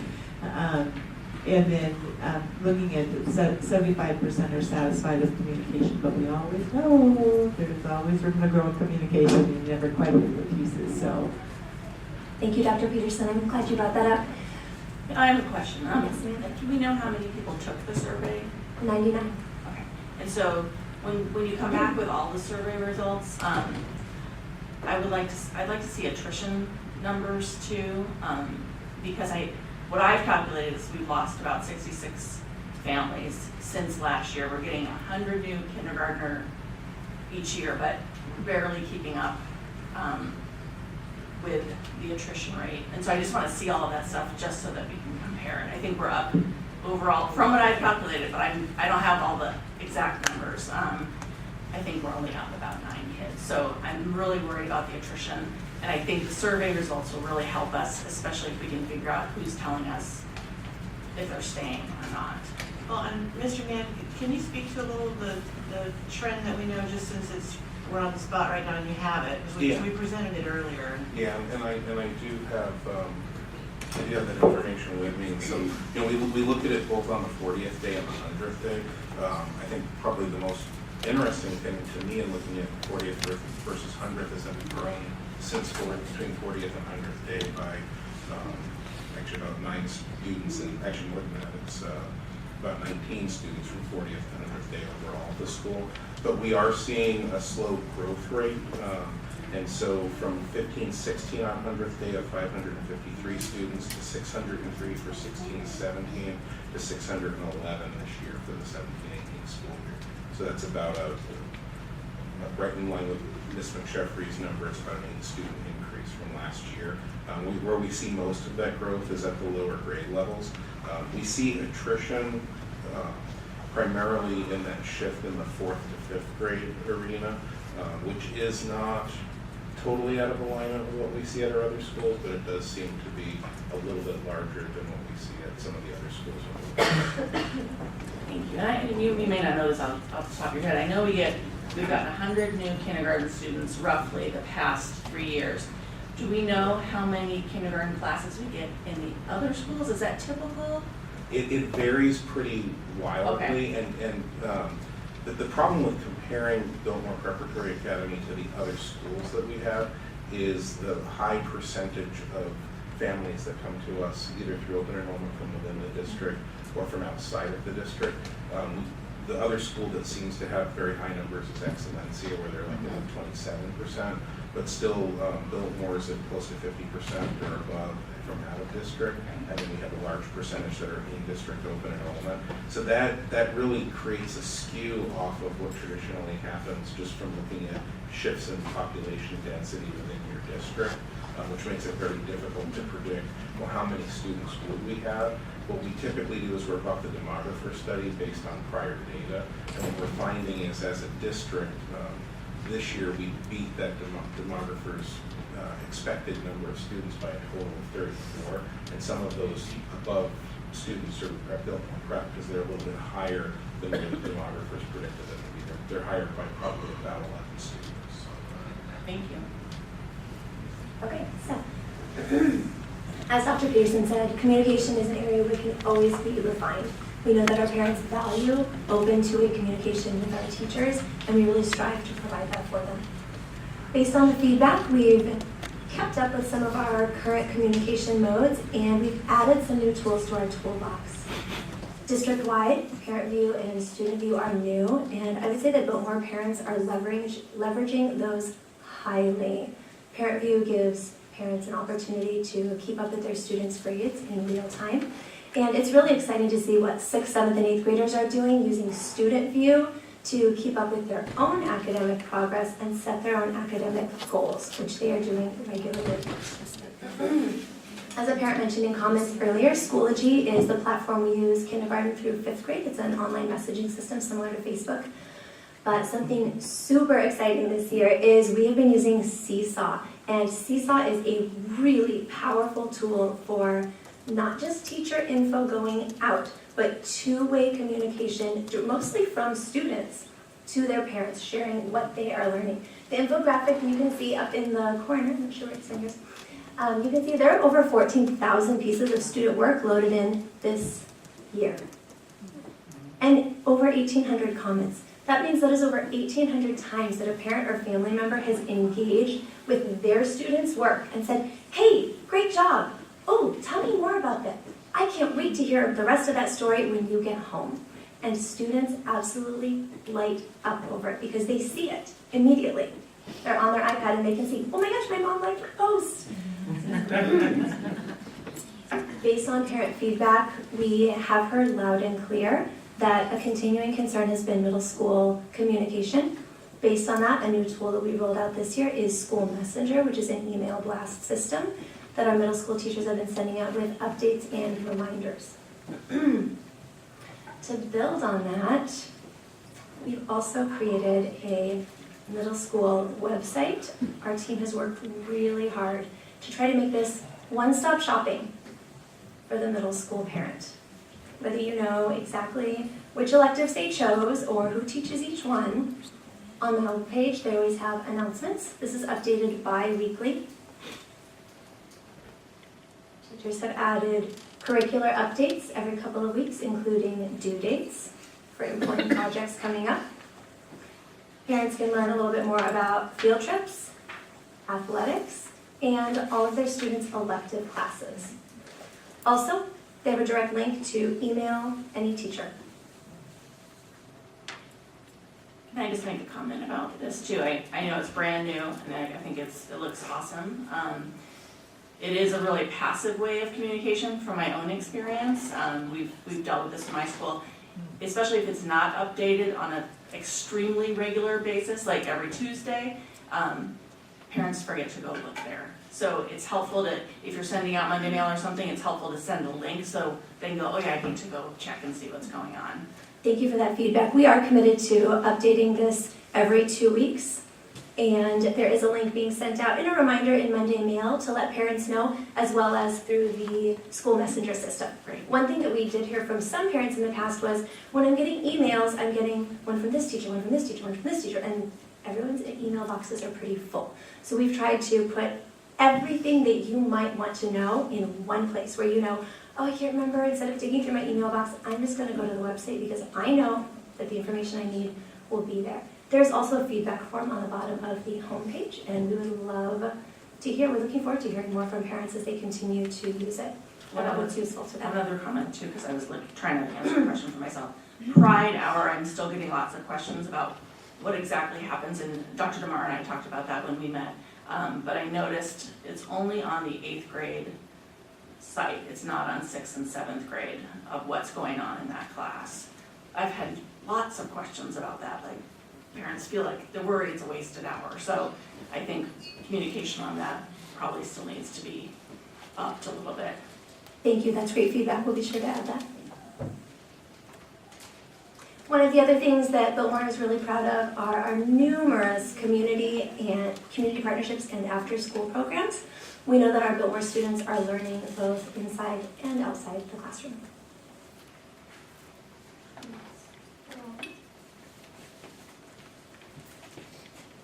So I'm looking back to our fall benchmark data. I'm sorry. I'm just sorry, Go ahead. I'm a little slow here. I had a question Oh, for go you. ahead. I have questions. Yes, ma'am. No biggie, your after-school programs, how long do they last?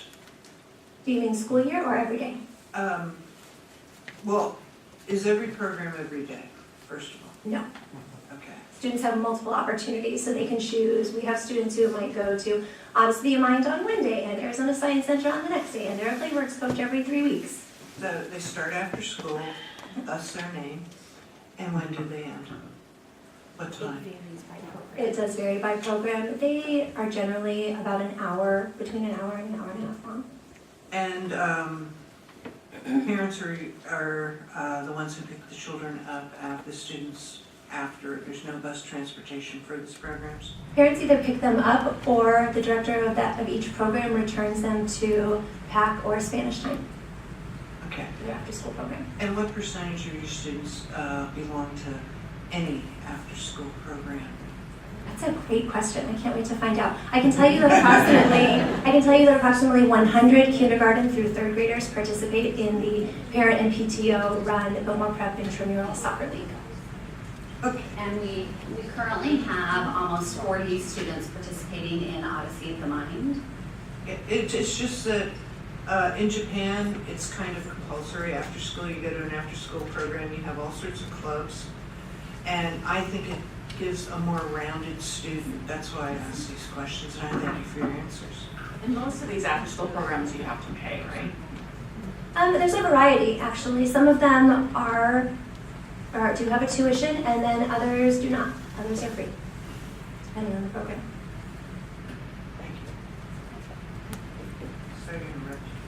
That's okay.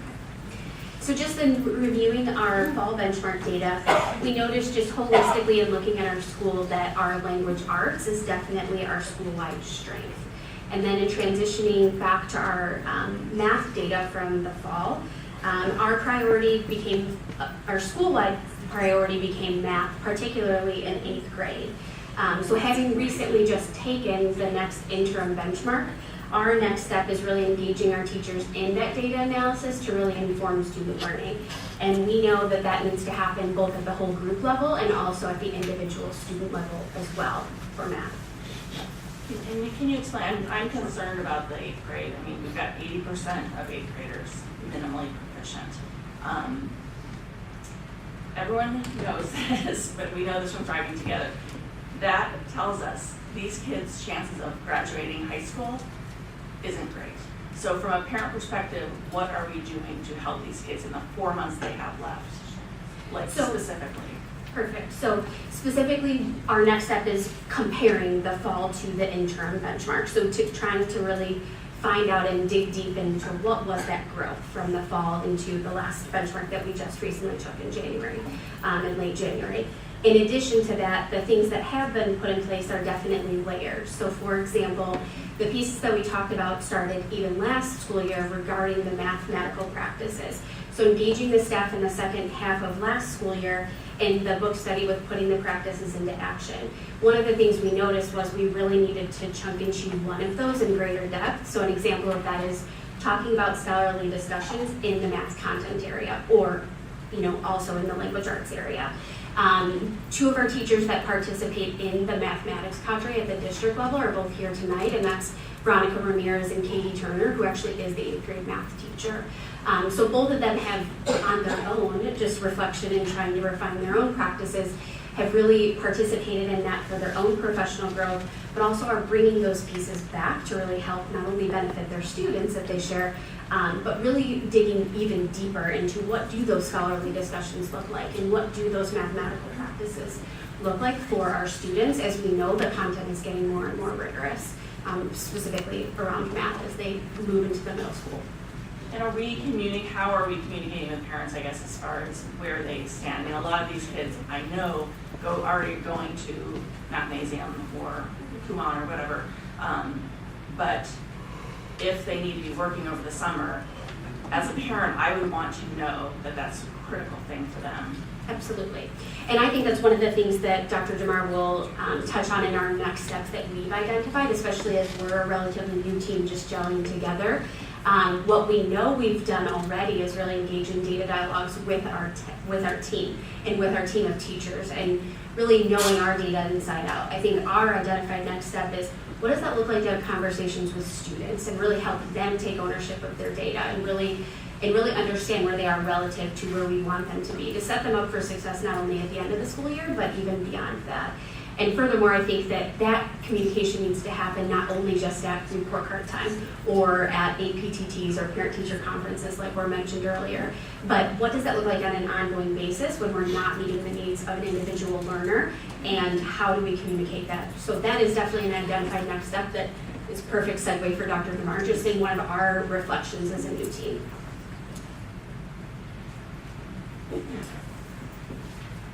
So where we're at as a school, as you know, a new team coming to Biltmore, we've had a lot of time, not a lot of time, we've had a short amount of time to really dig in and learn some of the great things happening at Biltmore, and we've had an opportunity to listen and identify some of our next steps. Some are short-term next steps, and some are going to be more lengthy next steps. As Mrs. Grom mentioned, analyzing on action planning based off our benchmark data is one of those short-term priorities. Really getting in and looking at the data, drilling down to the student level, and what did we put in place from our fall benchmark that was working and what wasn't, and how can we change that up and use the time that we have left to really meet individual student needs.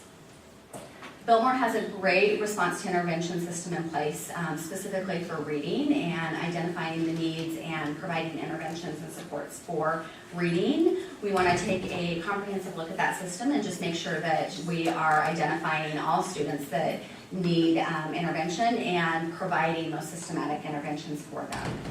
There's definitely a need for math and having some type of system in place to not only identify students who are struggling in math, but what do those interventions look like and what does that support look like for individual students that are struggling in math, and how do we differentiate when it's a content struggle versus a language struggle. So having a system in place for that. And then, you know, we have kids that struggle beyond our K-3 reading, and so how do we identify those kids that are struggling as they move into those upper grades and have a system for systematically responding and supporting them as well.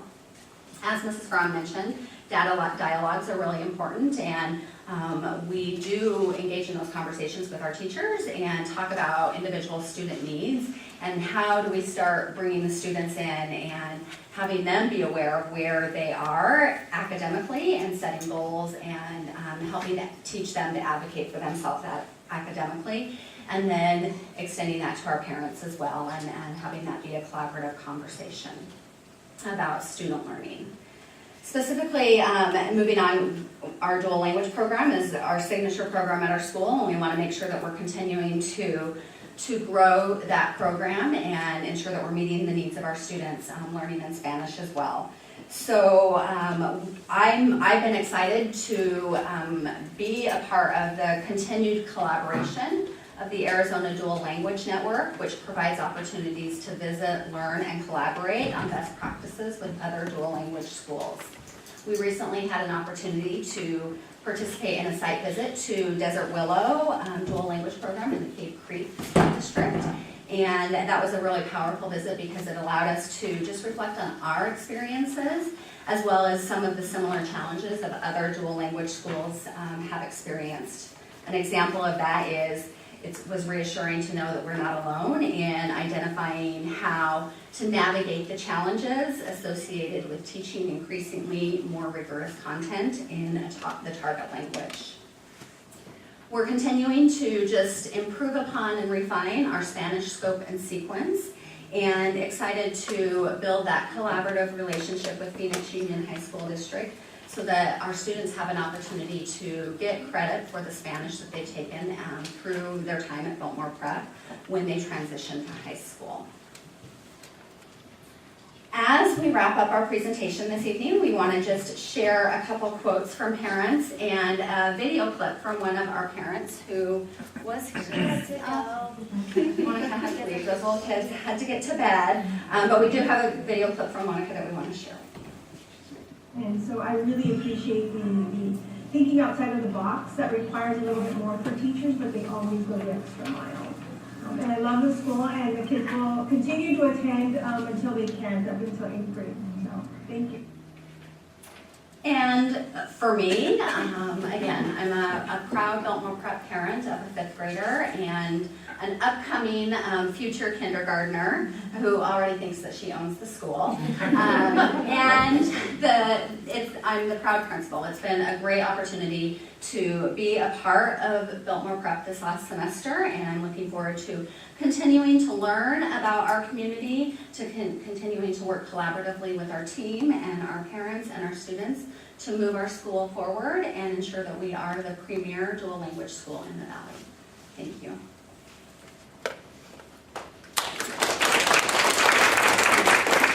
Any questions, comments? I have a couple more questions. So, same question for Spanish. We learned at our last meeting that there's a gap in proficiency for some of the kids, and when we visited 7th and 8th grade, that class is obviously combined. So, is there differentiation between 7th and 8th grade? 1, and 2, if there are kids who are not proficient or in the novice level, how are they, like, how does the teacher differentiate for them or help them get up to speed? And are they able to learn if they're at a novice level? That's, my concern. So yes, even though the classes are combined 7th and 8th grade, they are differentiated because they're still based off standards, and there may be concepts that are similar but taught at different levels, but they are differentiated through the content as well as the language. And then our teachers are masters at making the content comprehensible. And I'm myself, I don't speak Spanish, and I have an understanding, but a limited understanding, and I can go in classrooms, kindergarten through 8th grade, and understand what's being said because of the best practices for teaching language that our teachers use in the classroom. They work to make it comprehensible for students, and there are pieces that I may not understand, there's pieces that our students may not understand, but my son told me this morning, we were having a conversation about it, and he said that all of his teachers, Spanish and English, have been great, and that they know what they need to do to make sure he's learning what he needs to in content and in Spanish. And then systematically, we need to develop systems to identify where those gaps are when kids are struggling, and how do we intervene and support. My other question is, I know there's a long-term sub. I experienced that and left. That's when I pulled my son. How is that teacher being supported? I'm not sure if is he a certified teacher? Yes. Mr. Cook is a certified teacher, and he's also highly qualified in the area of mathematics. Okay. And Ms. West, do you want to talk a little bit about the support that you're In general. In general, all of our teachers receive support with lesson planning, classroom management, digging deep into the standards and having an understanding of what that looks like and how to chunk that out for students. I personally work with Mr. Cook 1 to 2 times a week, one-on-one, to ensure that he does have that level of support so that he can be successful. Refresh my mind. It's been a long night. It's been a long life. Yeah. Back in its last incarnation of Squaw Peak, you were vice principal there. 10 years ago, I was. You were vice principal. You left, became a principal at another school. Prior to the Spanish immersion coming into Biltmore Prep. And so you came in now as principal at it's a completely different school, completely different name. It's so much different from the school you left as principal, and you've done all this. Congratulations. Thank you. I have a great team. Thank you. I have one more question, I'm sorry. When will parents get an update on the FLI program? I know you just met with Desert Willow, but there are some questions on what is the future of it for especially middle school, and if it's going to stabilize. And does the middle school steering committee still exist?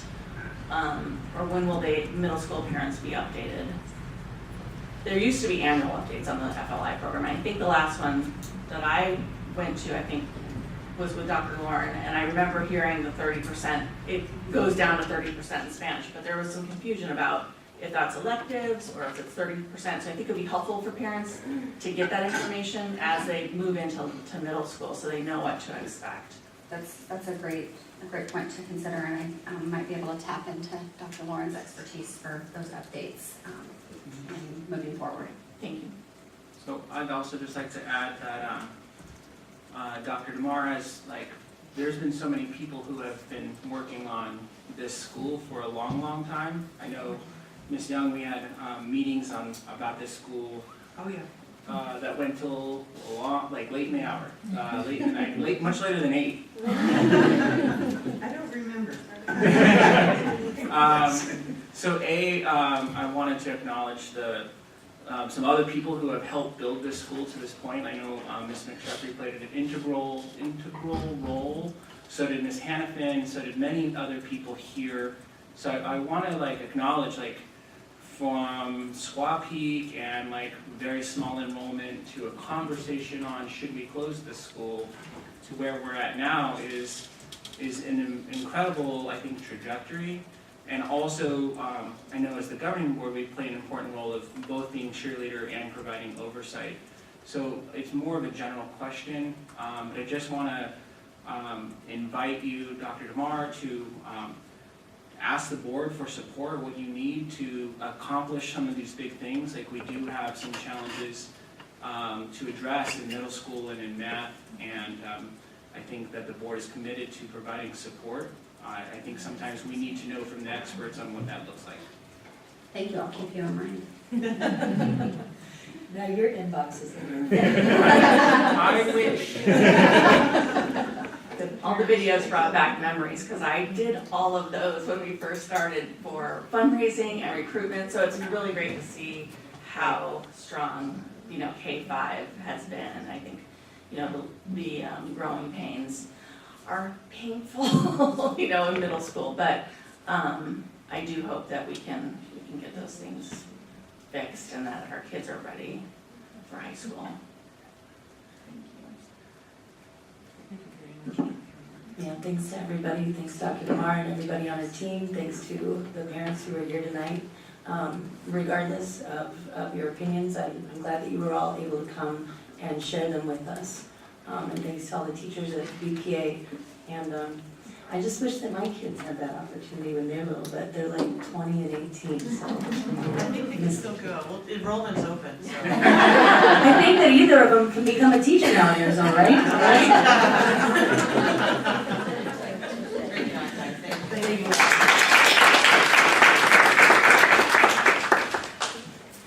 Okay, legislative political report, any comments?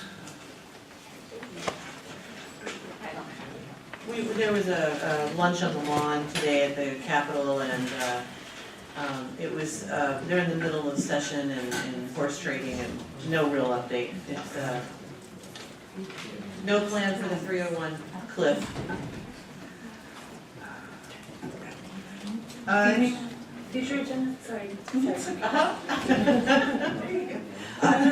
Future agenda. Can we just get an update on suspensions? Because I haven't seen that in a while. It doesn't have to be an agenda item, but maybe just in a board report. Okay.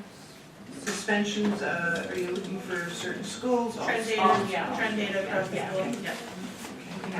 Well, and I might add with an emphasis on long-term or repeat. There's a couple of things that I'd like to learn more about, and I would like for them to be, I think I'd like for them to be at a board meeting, but I'd like to learn more about our promotion policies as I move forward in the springtime, and as we continue to talk about the importance of promotion, and where we should be and what our policies that already exist are.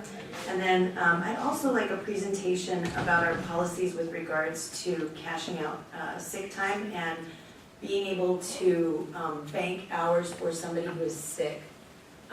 or with the possibility of looking into, can we do that with teachers who are pregnant? Can we, is there, I want to learn more, maternity leave, thank you. Are you talking about transferring hours? Yeah.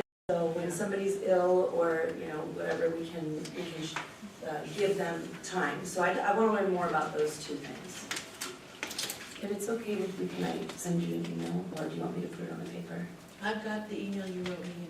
Yeah. Oh, okay. I've sent it to Dr. Lugo who will take the lead. Okay, great. Sounds good, thank you. Any other future agenda items? Do you have a motion, please? Move to adjourn? Do I hear a second? A second. It's been moved and second, all in favor? Aye. Any opposed? Motion passes. That's not public record.